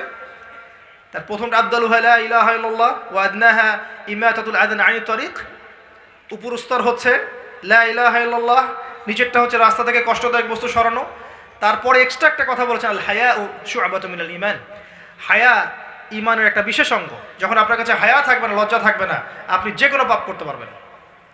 আর একজন পর্দাশীল মেয়ের, listen to me very carefully, একজন পর্দাশীল মেয়ের ইজ্জতের সম্পূর্ণ দায়িত্ব আল্লাহ একাই নিয়ে নেবেন। দেখবেন, দলিল দিবেন। সারা আলাইহিস সালাম তার স্বামী ইব্রাহিম আলাইহিস সালামের সাথে যাচ্ছেন এই যে প্যালেস্টাইনে হিজরত করতে। রাস্তায় একটা দুষ্ট রাজা গ্রেপ্তার করেছিল, মনে আছে? কিডন্যাপ করেছিল। সারা আলাইহিস সালামকে খারাপ উদ্দেশ্যে কিডন্যাপ করেছিল। ইব্রাহিম আলাইহিস সালাম নামাজে দাঁড়িয়ে গেলেন আর তার স্ত্রী আল্লাহর কাছে দোয়া করা শুরু করলেন। বললেন, আল্লাহ, আমি আমার সতীত্ব আমি আমার স্বামী ছাড়া কারো জন্য কখনো হালাল করি নাই, মানে আমি কখনো বেহায়াপনার মতো কোনো কাজ করি নাই। আল্লাহ, আজকে তুমি আমাকে এই জালেমের হাত থেকে বাঁচাও। তার দিকে হাত দেওয়ার আগেই হাত অবশ্যই পড়ে গেল। সুবহানাল্লাহ। 3বার হাত দেওয়ার চেষ্টা করেছে, 3বারই সে ওই প্যারালাইজড রোগীর মতো পড়ে গেছে। পরে তাকে ছেড়ে দিয়েছে, যাও একে নিয়ে যাও, এ মানুষ না, এ মনে হয় ফেরেশতা। আপনি যদি পর্দাশীল হন, আপনার ইজ্জতের দায়িত্ব আল্লাহ নিয়ে নিবেন ইনশাআল্লাহ। আল্লাহ পাক আপনাদেরকে খাস পর্দায় থাকার তৌফিক দান করুন, আমিন। আইয়ামে জাহিলিয়াতের সেই নারীর ফিতনা কিন্তু এখনো আছে, বরং আরো বড় পরিসরে আছে। অনেক ক্ষেত্রে আমরা ওই কন্যা সন্তানকে হত্যা করছি, কন্যা সন্তানকে আমরা গর্ভেই হত্যা করে ফেলছি। এটাও এখনকার ফিতনা একটা। আজকে অন্য টপিকে যেতে হবে, আমি বেশি সময় দিতে পারছি না এখানে। সামনে আসেন।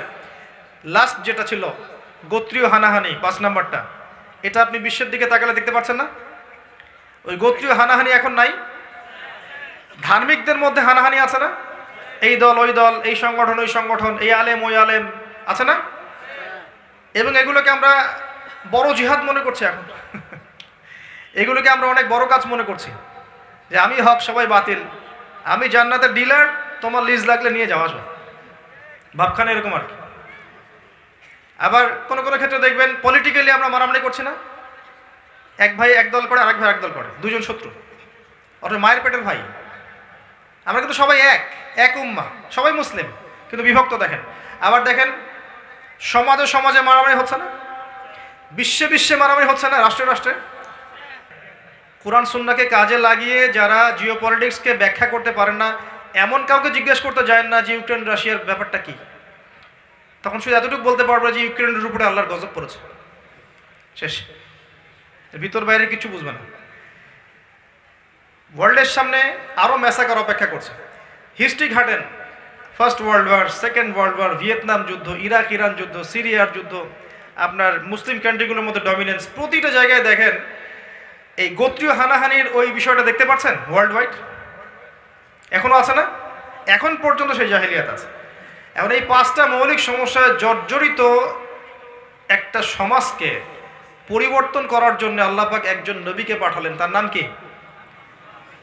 মুহাম্মদুর রাসূলুল্লাহ সাল্লাল্লাহু আলাইহি ওয়াসাল্লাম। অল্প সময় দেন আমাকে, হাফ অ্যান আওয়ারের মধ্যে আমি আপনাকে দেখাচ্ছি তিনি কেমন করে এটাকে পরিবর্তন করেছেন। প্রথমে নবী হওয়ার আগে তিনি হিলফুল ফুজর তৈরি করেছিলেন, ঠিক আছে? এটা দিয়ে চেষ্টা করেছিলেন সমাজটাকে পরিবর্তন করার। আমরা বলতে পারবো না তিনি পুরোপুরি সফল হয়েছিলেন, কারণ আল্লাহর ওহী তখনও আসে নাই। 40 বছর বয়সে গিয়ে ওহী এসেছে। প্রথম পড়াশোনা করতে বলা হয়েছে। প্রথমটা কি ছিল? ইকরা। আপনার উপর, আপনার আমার সবার প্রতি নসিহত। সমাজ পরিবর্তন করতে চাইলে, সমাজে জাহিলিয়াত দূর করতে চাইলে, রাসূলের সুন্নাহ মাফিক সমাজে জাহিলিয়াত দূর করতে চাইলে প্রথমে পড়াশোনা করতে হবে, এর কোনো বিকল্প নাই।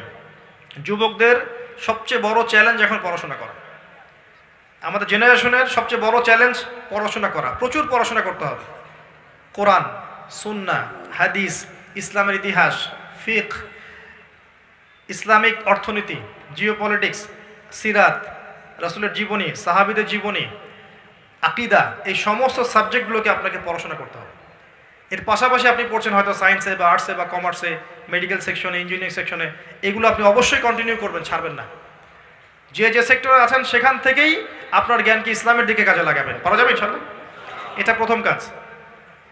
এবং এর সাথে হকপন্থী, দুই চোখওয়ালা নিরহংকার, যাদের মধ্যে হিংসা নাই, বিদ্বেষ নাই, অহংকার নাই, এই শ্রেণীর ওলামায়ে কেরামের কাছে গিয়ে পড়ে থাকবেন, তাদের সোহবত থেকে জ্ঞান নেবেন। পারা যাবে ইনশাআল্লাহ?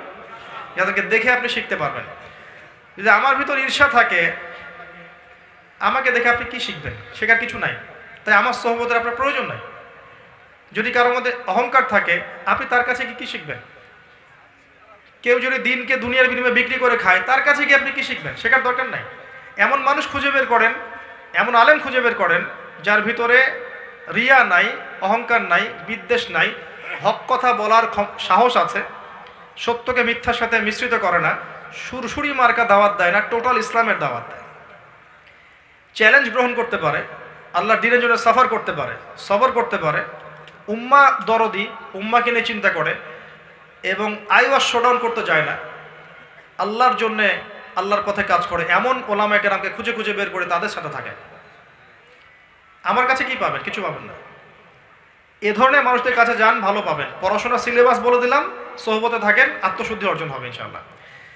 এটা প্রথম কাজ নবী সাল্লাল্লাহু আলাইহি ওয়াসাল্লামকে করতে বলা হয়েছে। এরপরে কিন্তু বলা হয়েছে কুম ফাআনযির, ওঠো এবং সতর্ক করো। জ্ঞান অর্জন করার পরে না আপনি সতর্ক করতে যাবেন মানুষকে, সতর্ক করো আল্লাহর আযাব থেকে, পরকাল থেকে, জান্নাত জাহান্নামের বিষয়গুলো বলো, এরপরে। এবার ধারাবাহিকতায় আসেন। নবী সাল্লাল্লাহু আলাইহি ওয়াসাল্লাম ওহী প্রাপ্ত হওয়ার পরেই দাওয়াতের মাঠে নেমে পড়লেন। তার কাছে আল্লাহর পক্ষ থেকে ওহী আসছে, কোরআন আসছে এবং সুন্নাহ দিয়ে তিনি ব্যাখ্যা করছেন। সাহাবীদেরকে নিয়ে তিনি দারুল আরকাম, মক্কার দারুল আরকামে বসে বসে দিন শেখাচ্ছেন। প্রথম 3 বছর, কয় বছর?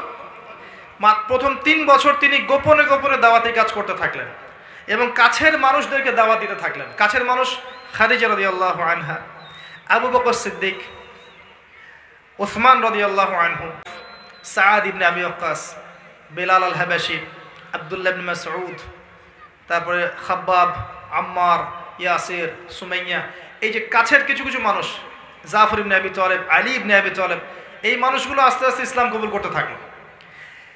প্রথম দিকের যারা মানুষ থাকে তারাই কিন্তু বেশি কাছের হয়, মহব্বতের হয় এবং শক্ত হয়। যখন আপনার অবস্থান ভালো হয়ে যাবে, কোটি কোটি মানুষও আপনার সাথে আসতে পারে, সবাই সমান নয়। যখন আপনার সাথে কেউ ছিল না, তখন যারা ছিল এরাই আপনার আপন। আমার কথা কি বুঝতে পারছেন? যখন আপনার সাথে কেউ ছিল না, তখন যারা আপনার পাশে ছিল এরাই আপনার প্রকৃত মানুষ। যখন আপনার টাকা হবে, আপনার ক্ষমতা হবে, আপনার পরিচিত হবে, আপনার আপনি এস্টাবলিশড হবেন, তখন অনেক মানুষই আপনার আশপাশে ঘুরবে। সবার মান সমান নয়। তো কাছের মানুষরাই কিন্তু দেখবেন পরবর্তীতে বদরের যুদ্ধে গিয়েছেন, উহুদ, খায়বার, খন্দক এরাই ছিলেন, তারা কিন্তু শুরু থেকে ছিলেন। এরপর নবী সাল্লাল্লাহু আলাইহি ওয়াসাল্লাম ৪র্থ বছরে গিয়ে প্রকাশ্যে দাওয়াত দেওয়া শুরু করলেন। প্রকাশ্যে দাওয়াত দেওয়ার সাথে সাথে দুটো ঘটনা ঘটেছে। এই দুটো ঘটনা আমি একটু বলার লোভ সামলাতে পারছি না। ধৈর্য আছে আপনাদের? আচ্ছা, ক্ষুধা লেগেছে নাকি? বাসায় স্ত্রী বিরক্ত করবে? মিস কল দিচ্ছে? তাহলে বসে থাকেন। 1 নাম্বার ঘটনা, নবী সাল্লাল্লাহু আলাইহি ওয়াসাল্লাম কাবা ঘরে নামাজ পড়ছেন। আবু জেহেল, নাম শুনেছেন? আবু জেহেল দেখে ফেলেছে, এসে নবী সাল্লাল্লাহু আলাইহি ওয়াসাল্লামকে আঘাত করেছে, একটা ঘুষি দিয়েছিল। আল্লাহ রাসূল সাল্লাল্লাহু আলাইহি ওয়াসাল্লাম কিচ্ছু বলেন নাই। এই দৃশ্যটা দেখেছেন একজন দাসী। দেখে হামজা রাদিয়াল্লাহু আনহু স্বীকার করে ফিরছিলেন। তিনি কিন্তু তখন ইসলাম কবুল করেন নাই, নবীর চাচা, আপন চাচা। হামজা রাদিয়াল্লাহু আনহু আসছেন, তাকে বলছে ইয়া আবু আমারা, ইয়া আবা আমারা, হে হামজা, তার উপনাম ছিল এটা। তুমি যদি দেখতে কিভাবে আবুল হাকাম ইবনে হিশাম মানে আবু জেহেল তোমার ভাতিজাকে গালি দিয়েছে, আঘাত করেছে। হামজা রাদিয়াল্লাহু আনহু বললেন আওয়া ফাআলা হাদা, সত্যি কি সেই কাজটা করেছে? তখন এই দাসী বলছেন ই ওয়া রব্বি, আল্লাহর কসম, সত্যিই কাজটা করেছে। তখন তিনি ঘোড়া ছুটিয়ে কাবা ঘরে গেলেন, গিয়ে দেখলেন আবু জেহেল দাঁড়িয়ে আছে সবার সামনে, কাবা ঘরে সবার সামনে আবু জেহেলের কলার ধরে তাকে প্রচণ্ড জোরে একটা ঘুষি দিয়ে বললেন যে আতাশতুমুনি ওয়া আনা আলা দীনিহি, তুমি কি আমাকে আঘাত করবে? আমি নিজে তার দিনের উপরে আছি। আকুলু মা ইয়াকুল, ও যা বলে, আমার ভাতিজা যা বলে আমিও তাই বলি। রুদ্দাহা ইন ইসতাতা'তা, তোমার যদি ক্ষমতা থাকে এই ঘুষি ফিরিয়ে দিয়ে দেখাও। কে বলেন এই কথা? হামজা রাদিয়াল্লাহু আনহু। এবং ওখানে সাক্ষ্য দিচ্ছেন যে আনা আলা দীনিহি ওয়া শাহিদতু আল্লা ইলাহা ইল্লাল্লাহ ওয়া আন্না মুহাম্মাদুর রাসূলুল্লাহ। তোমার যা ইচ্ছা এখন করো। কারো বুকের কলিজা ছিল না, ওখানে হামজা রাদিয়াল্লাহু আনহুকে একটা আঘাত করে দেখায়। এবার তিনি চলে গেলেন দারুল আরকামে, যেখানে নবী সাল্লাল্লাহু আলাইহি ওয়াসাল্লাম তখন ছিলেন। সেখানে গিয়ে বলছেন, ইয়া ইবনে আখি, হে আমার ভাতিজা, কুনতু আনসুরুকা লিল হামিয়া, আমি এর আগ পর্যন্ত তোমাকে আত্মীয়তার সম্পর্কের কারণে সাহায্য করেছি। আলান, আজকে থেকে আনসুরুকা লিল ইসলাম, আমি তোমাকে ইসলামের জন্য সাহায্য করব। ওয়া আশহাদু আল্লা ইলাহা ইল্লাল্লাহ ওয়া আন্নাকা রাসূলুল্লাহ। এরপরে ইসলাম শক্তিশালী হচ্ছে। এই দৃশ্যটা দেখেছে ওমর রাদিয়াল্লাহু আনহু। দেখে তিনি বাসায় গিয়ে চিন্তা করছেন, তিনি কিন্তু একটা গোত্রের নেতা, চিন্তা করছেন যে সমস্ত সমস্যার গোড়া মনে হয় মুহাম্মদ, নাউজুবিল্লাহ। যদি তাকে আমি হত্যা করে ফেলি এবং হত্যা করে আমি আমাকে এই বনু হাশেমের কাছে সোপর্দ করি, তাহলে সব সমস্যার সমাধান। এভাবে তিনি কোষমুক্ত তরোয়াল নিয়ে বের হলেন। আপনারা জানেন ঘটনা। বের হলেন তাকে হত্যা করতে। পথে শুনলেন তার বোন এবং ভগ্নিপতি ইসলাম কবুল করেছে। ওখানে গেলেন, দরজার বাহির থেকে শুনছেন কোরআনের আওয়াজ শোনা যাচ্ছে। কোন সূরা? তাহা, মা আনজালনা আলাইকাল কিতাবা লিতাশকা, মা আনজালনা আলাইকাল কুরআনা লিতাশকা ইল্লা তাযকিরাতাল লিমান ইয়াখশা তানজিলাম মিম্মান খালাকাল আরদা ওয়াস সামাওয়াতি উলা আর রহমান আলাল আরশ ইস্তাওয়া। এই সূরাটা পড়তে লাগলেন। একটা পর্যায়ে তার চোখ দিয়ে দরদর করে পানি পড়তে লাগলো। তিনি শিক্ষিত যুবক ছিলেন। আরবে তখন খুব কম যুবক পড়াশোনা করতে জানতো, হয়তো 12 জন বা 14 জন, তার মধ্যে উনি একজন ছিলেন। তিনি বুঝতে পারলেন যে এটা আল্লাহর কালাম, এটা মানুষের লিখিত কোনো কাব্য নয়। তিনি তখন তার বোনকে বলছেন, ইয়ামবাগি লিমান ইয়াকুলু হাদা, যে সত্তা এভাবে কথা বলতে পারে, আল্লা ইউবাদা মাআহু গায়রাহু, এটা শোভা পাবে না যে তার সাথে অন্য কারো ইবাদত করা হোক। খুজুনি ইলা রাসূলিল্লাহি ওয়া আসহাবিহি, আমাকে আল্লাহ রাসূল এবং তার সাহাবীদের কাছে নিয়ে চলো। আযহাবু ইলাইহি ওয়া আসলিমু, আমি সেখানে যাব এবং ইসলাম কবুল করব। তাকে নিয়ে যাওয়া হলো। হামজা রাদিয়াল্লাহু আনহু দেখলেন কোষমুক্ত তরোয়াল নিয়ে তিনি বাইরে, তাকে ভিতরে ঢুকালেন। ঢুকিয়ে বললেন যে আলা তানতাহি হাত্তা ইউনজিলাল্লাহু বিকা কারিয়া, তুমি কি ততদিন পর্যন্ত শান্ত হবে না যতক্ষণ আল্লাহ পাক তোমার উপরে কোনো শাস্তি নাজিল না করছেন? রাসূল সাল্লাল্লাহু আলাইহি ওয়াসাল্লাম তাকে ছাড়তে বললেন। তিনি আসলেন। আমাদের নবীজি কিন্তু আগেই দোয়া করেছিলেন, আল্লাহ দুইজন ব্যক্তির মধ্যে একজনকে আল্লাহ তুমি হেদায়েত দাও, দিয়ে ইসলামকে শক্তিশালী করো, হয় আবু জাহেল, আবুল হাকাম ইবনে হিশাম, অথবা ওমর ইবনে খাত্তাব। তো ওমর রাদিয়াল্লাহু আনহু স্বচ্ছ সাদা মনের মানুষ ছিলেন, পবিত্র মনের মানুষ, ফ্রেশ। সত্য হলো সত্য, মিথ্যা হলো মিথ্যা, কোনো টালবাহানা নাই। আল্লাহ পাক তাকে কবুল করলেন।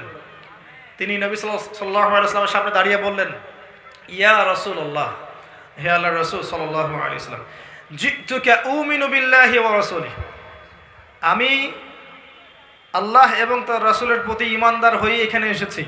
ওয়া বিমা জিতা বিহি মিন ইনদিল্লাহ, এবং আপনি আল্লাহর পক্ষ থেকে যা নিয়ে এসেছেন তার প্রতি ঈমানদার হয়ে এখানে এসেছি। আশহাদু আল্লা ইলাহা ইল্লাল্লাহ ওয়া আন্নাকা রাসূলুল্লাহ, আমি সাক্ষ্য দিচ্ছি আল্লাহ ছাড়া কোনো মাবুদ নেই এবং আপনি আল্লাহর রাসূল। এরপরে তিনি এক একজন মক্কার বড় বড় কাফেরের বাসায় গিয়ে নক করতে লাগলেন যে তোমরা কি জেনেছো, হাল আলিমতা আন্নী ক্বাদ আসলাম, তুমি কি জেনেছো আমি ইসলাম কবুল করেছি?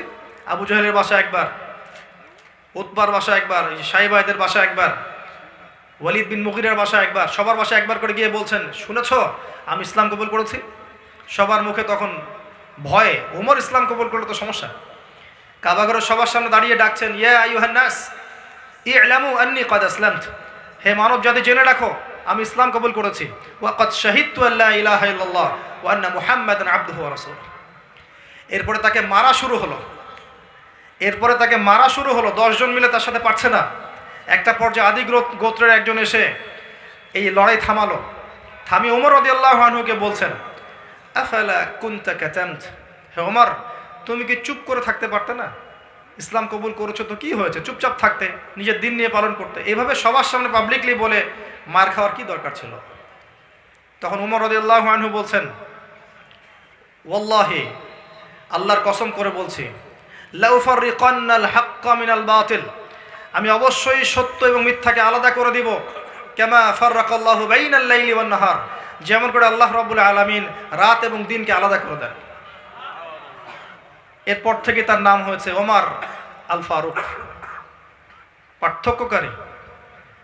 এই হামজা এবং ওমর রাদিয়াল্লাহু আনহুমা তাদের ইসলাম কবুল করার পর ইসলামটা শক্তিশালী হওয়া শুরু করলো, দাওয়াত আরও বেশি বেশি ছড়িয়ে পড়লো। যত দাওয়াত ছড়িয়ে পড়ছিল অত্যাচারও তত বাড়ছিল। জুলুম, অর্থনৈতিক বয়কট হোক, সামাজিক নির্যাতন, শারীরিক নির্যাতন, মানসিক নির্যাতন, টর্চার বাড়তে লাগলো।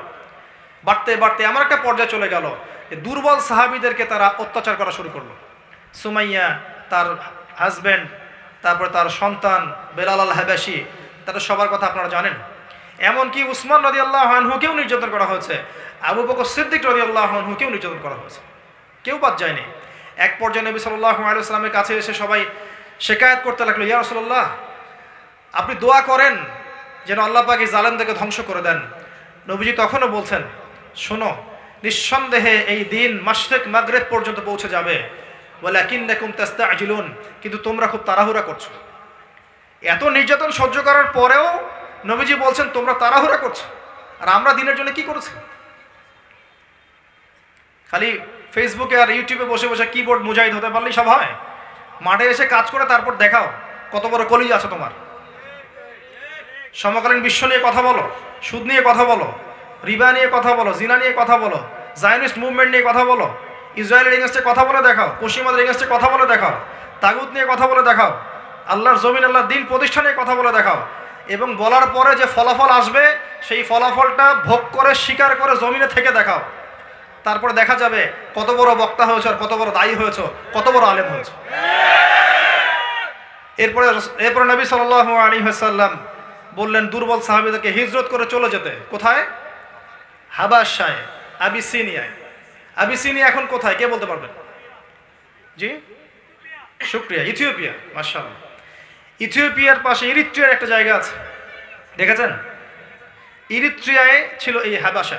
সেখানকার একজন বাদশা ছিল, তার নাম নাজাশি। সে কিন্তু মুসলিম ছিল না, খ্রিস্টান ছিল। কোনো মিল আছে? তিনি ছিলেন প্রকৃত খ্রিস্টান।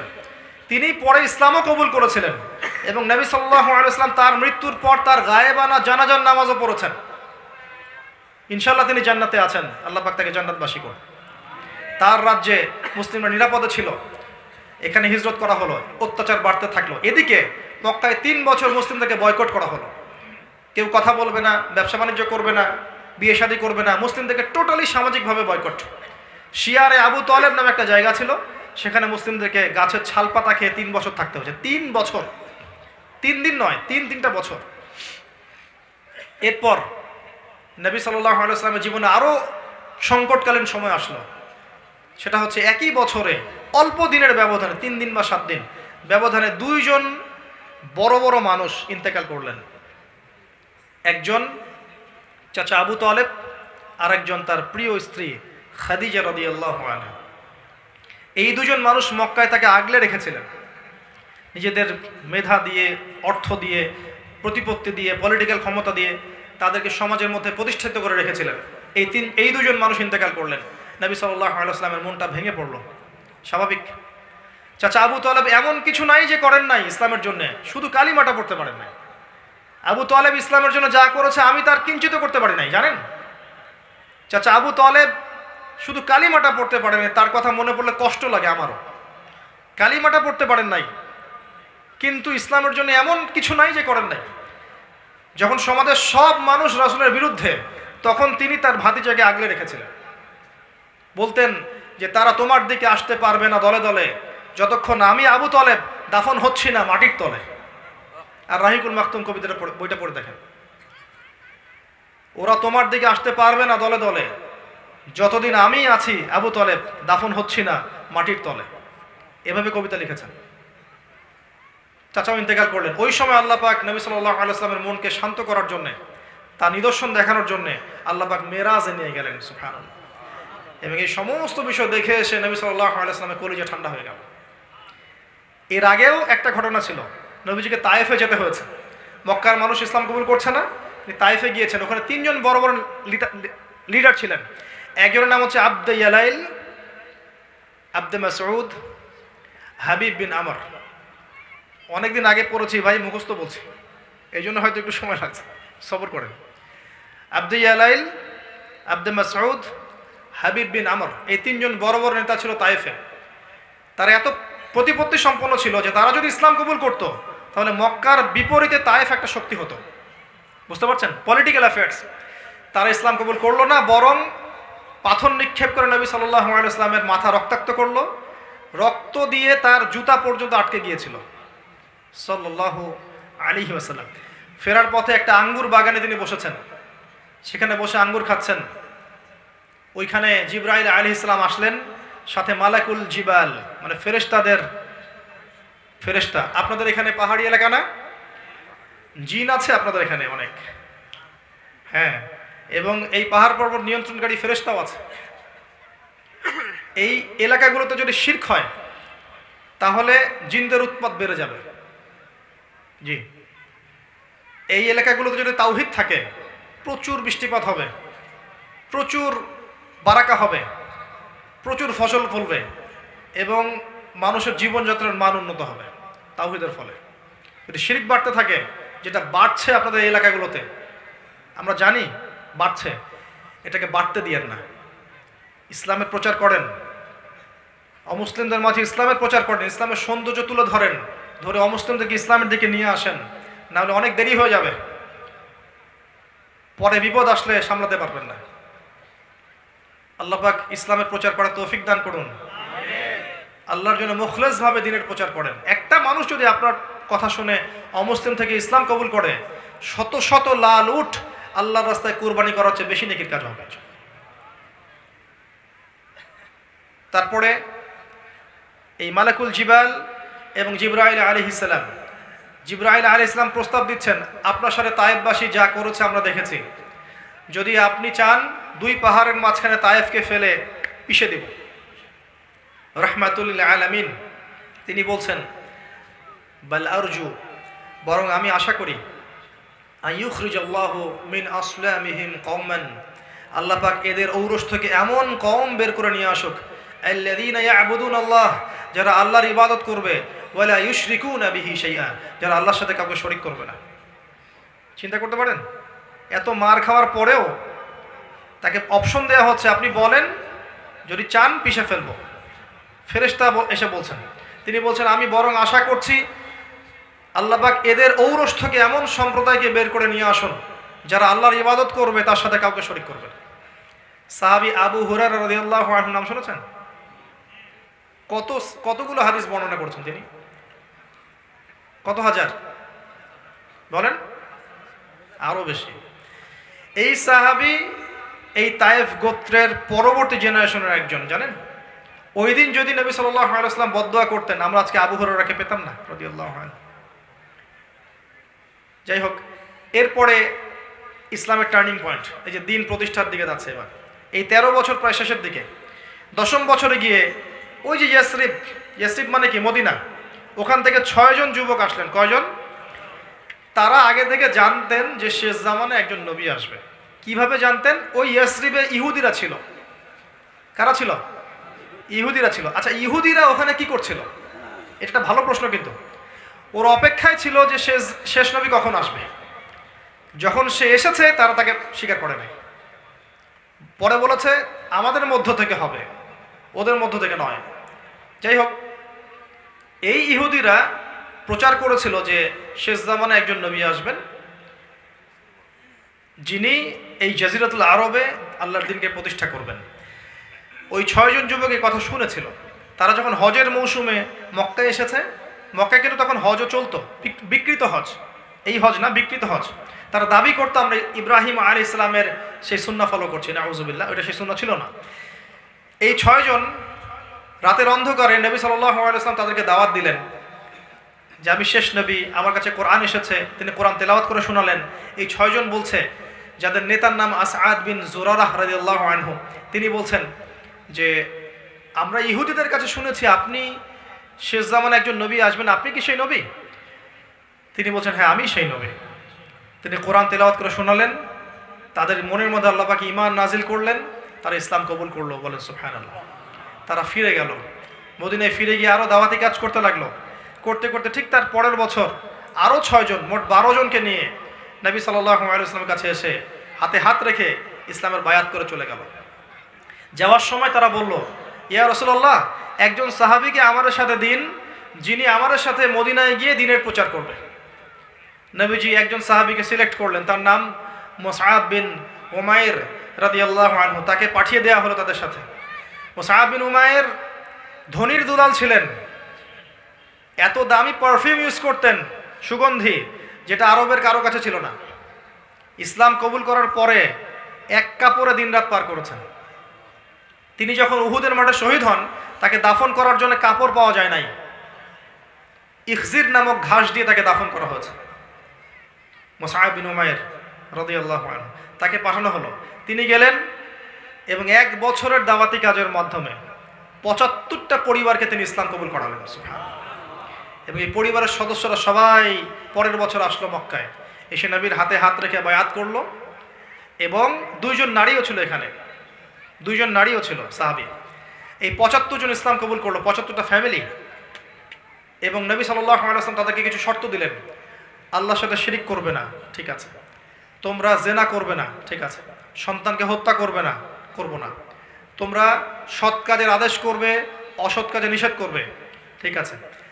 তোমরা সত্য কথা বলবে, সত্য প্রচার করতে নিন্দুকের নিন্দার পরোয়া করবে না, ঠিক আছে।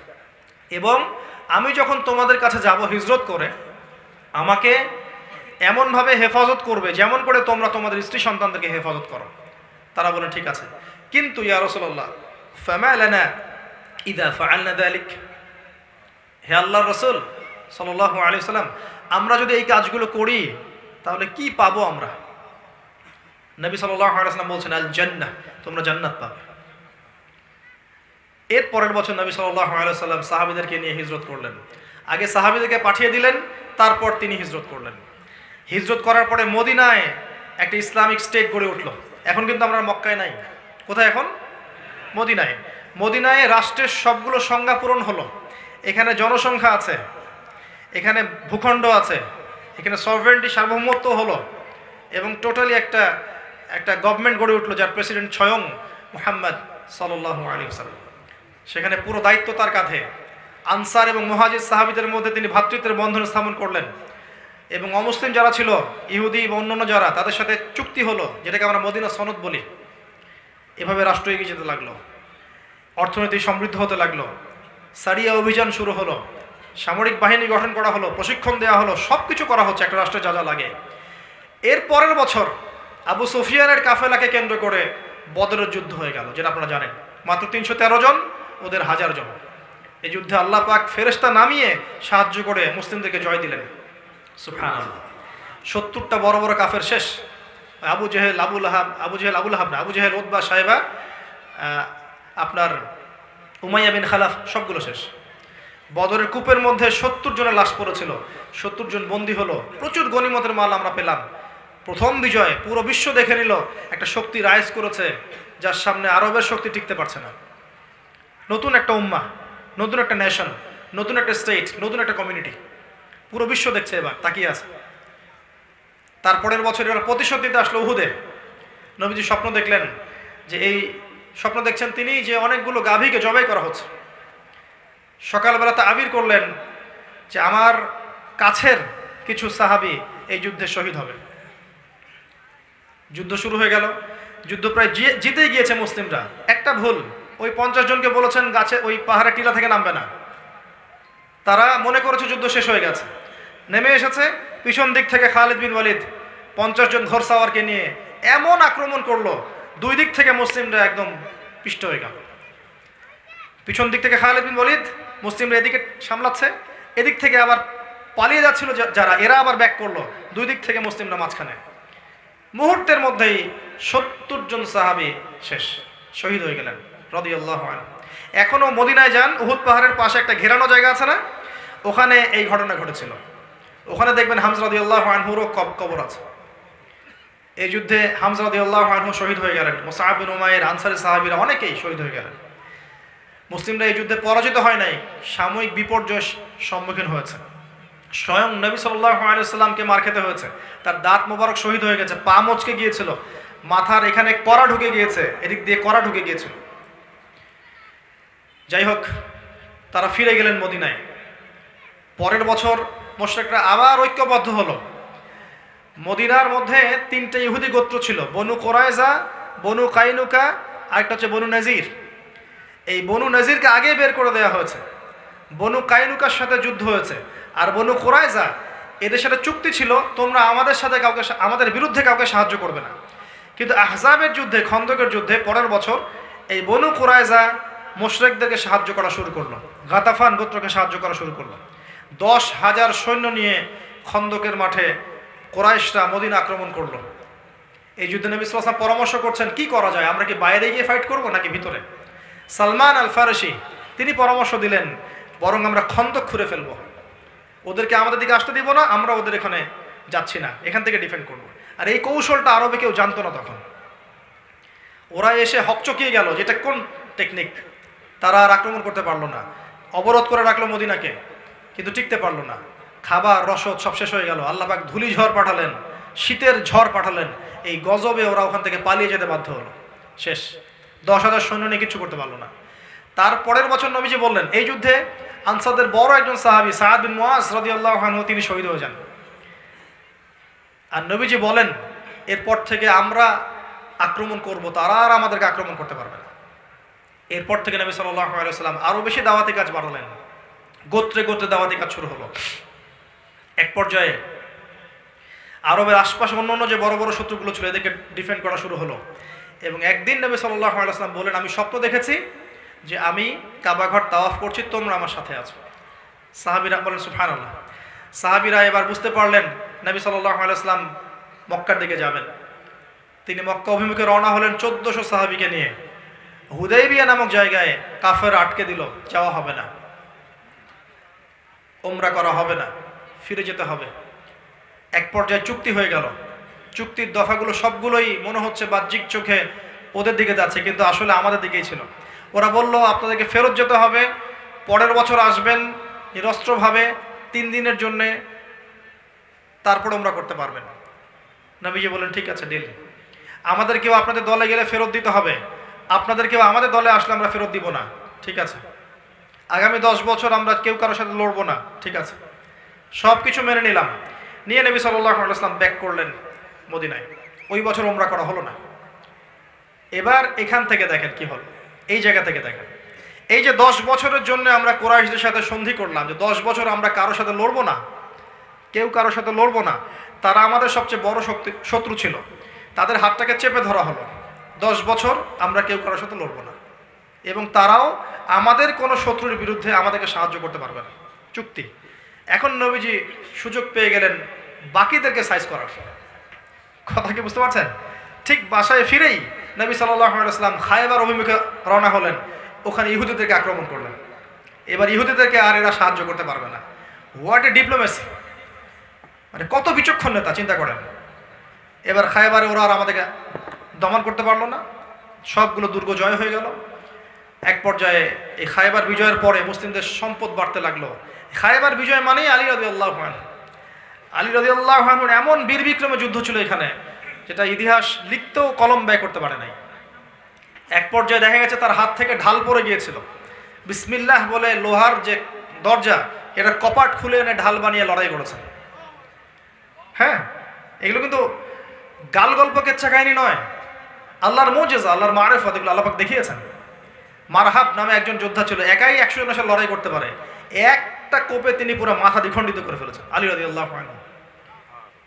আলী রাদিয়াল্লাহু আনহু, যে সাহাবীর জীবনী পড়লে আমারও ঈর্ষা হয়। জীবনের শুরু থেকেই তিনি নবী সাল্লাল্লাহু আলাইহি ওয়াসাল্লামের পাশে ছিলেন, শেষ পর্যন্ত। আর এই মানুষটাকে, আলী রাদিয়াল্লাহু আনহুকেও শেষ বয়সে গিয়ে এক শ্রেণীর খারেজি তারা জবাই করে হত্যা করেছে। তরবারি দিয়ে মাথায় আঘাত করেছিল, গলায় আঘাত করেছিল। গলার আঘাতটা তিনি ঠেকিয়ে দিয়েছিলেন, মাথার আঘাতটা লেগেছে। এই আঘাতের রক্তে তার দাড়ি রঞ্জিত হয়ে যায়। এর ফলে তিনি ইন্তেকাল করেন, শহীদ হন শেষ বয়সে।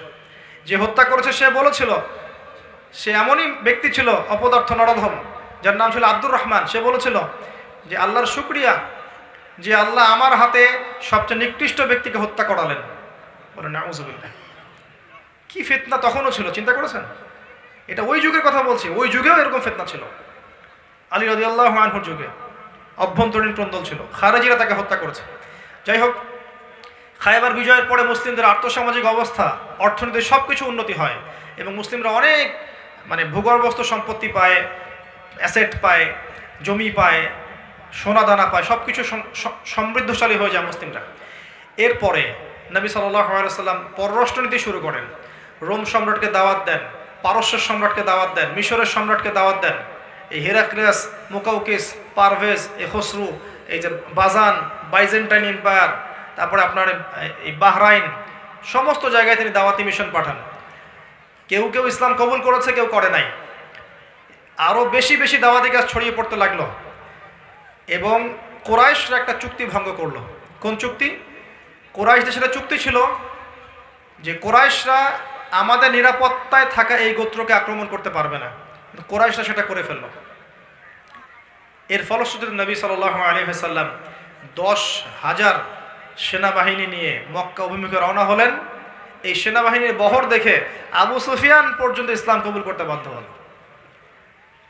মক্কায় মুসলিমরা বীর দর্পে প্রবেশ করলো। যতগুলো মূর্তি ছিল সমস্ত মূর্তি ভেঙে ফেলা হলো। নবী সাল্লাল্লাহু আলাইহি ওয়াসাল্লাম আয়াত তেলাওয়াত করলেন, ওয়াকুল জাআল হক ওয়া যাহাকাল বাতিল ইন্নাল বাতিলা কানা যাহুকা। বেলাল রাদিয়াল্লাহু আনহু কাবা ঘরের উপরে উঠে আজান দিলেন। নবী সাল্লাল্লাহু আলাইহি ওয়াসাল্লাম সবাইকে মাফ করে দিলেন।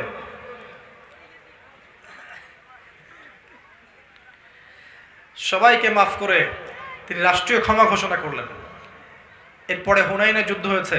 তারপর মাত্র 83 দিন নবী সাল্লাল্লাহু আলাইহি ওয়াসাল্লাম বিদায় হজের পরে বেঁচে ছিলেন। মক্কা বিজয়ের পরে তিনি কিছুদিন মক্কায় থেকে মদিনায় চলে যান, তারপর আবার বিদায় হজে আসেন। বিদায় হজে এসে তিনি সেই বিখ্যাত ভাষণগুলো দেন যে আজকে সাদার প্রতি কালোর, কালোর প্রতি সাদার কোনো ভেদাভেদ নাই, আরবে অনারবে কোনো ভেদাভেদ নাই, সমস্ত জাহিলিয়াতকে আমি আমার পায়ের তলে পিষ্ট করে গেলাম, সুদকে পিষ্ট করে গেলাম, তোমরা সবাই আদম সন্তান, আদম মাটির সন্তান। এরকম সমস্ত লেকচারগুলো তিনি দিয়ে গেলেন। মাত্র 20 মিনিটের লেকচার। একটা লেকচার যদি কনস্ট্রাকটিভ হয়, তার মধ্যে যদি মূল কথাগুলো থাকে, একটা ছোট্ট সংক্ষিপ্ত 10 বা 20 মিনিটের লেকচার 1000 বছরের কেচ্ছা কাহিনীর চেয়ে অনেক উত্তম। তো লম্বা লম্বা কেচ্ছা কাহিনী বলতে হবে কি জন্য? মূল কথাগুলো যদি 20-30 মিনিটও হয় যথেষ্ট। বিদায় হজের ভাষণ সংক্ষিপ্ত, আজ পর্যন্ত সেই ভাষণ নিয়ে আপনি 1000টা লেকচার দিতে পারবেন, প্রতিটা শব্দ নিয়ে লেকচার দিতে পারবেন। এখানে তিনি বলে গেলেন, তারাকতু ফীকুম আমরাইন, দুইটা বস্তু ছেড়ে যাচ্ছে তোমাদের কাছে, লান তাদিল্লু মা তামাসসাকতুম বিহিমা, তোমরা কোনোদিন পথভ্রষ্ট হবে না যতদিন পর্যন্ত এই দুটোকে আঁকড়ে ধরে থাকবে। একটা কিতাব আল্লাহ, আল্লাহর কিতাব, ওয়া সুন্নাতে নবীহি, তার নবীর সুন্নাহ। তিনি ফিরে গেলেন মদিনায়। 83 দিন পরে তিনি ইন্তেকাল করেছেন। ইন্তেকালের আগে তিনি বলে গেছেন, তোমরা নারীদের ব্যাপারে খেয়াল রাখবে, দাসীদের ব্যাপারে খেয়াল রাখবে, সালাতের ব্যাপারে খেয়াল রাখবে, ইহুদিদেরকে আরব উপদ্বীপ থেকে বের করে দিবে, আমার কবরকে উপাসনার জায়গা বানাবে না, আমার কবরকে ইবাদতের জায়গা বানাবে না, ইত্যাদি আর অনেক কথা তিনি বলে গেছেন। এরপর প্রিয় নবী সাল্লাল্লাহু আলাইহি ওয়াসাল্লাম দুনিয়া থেকে চলে গেলেন।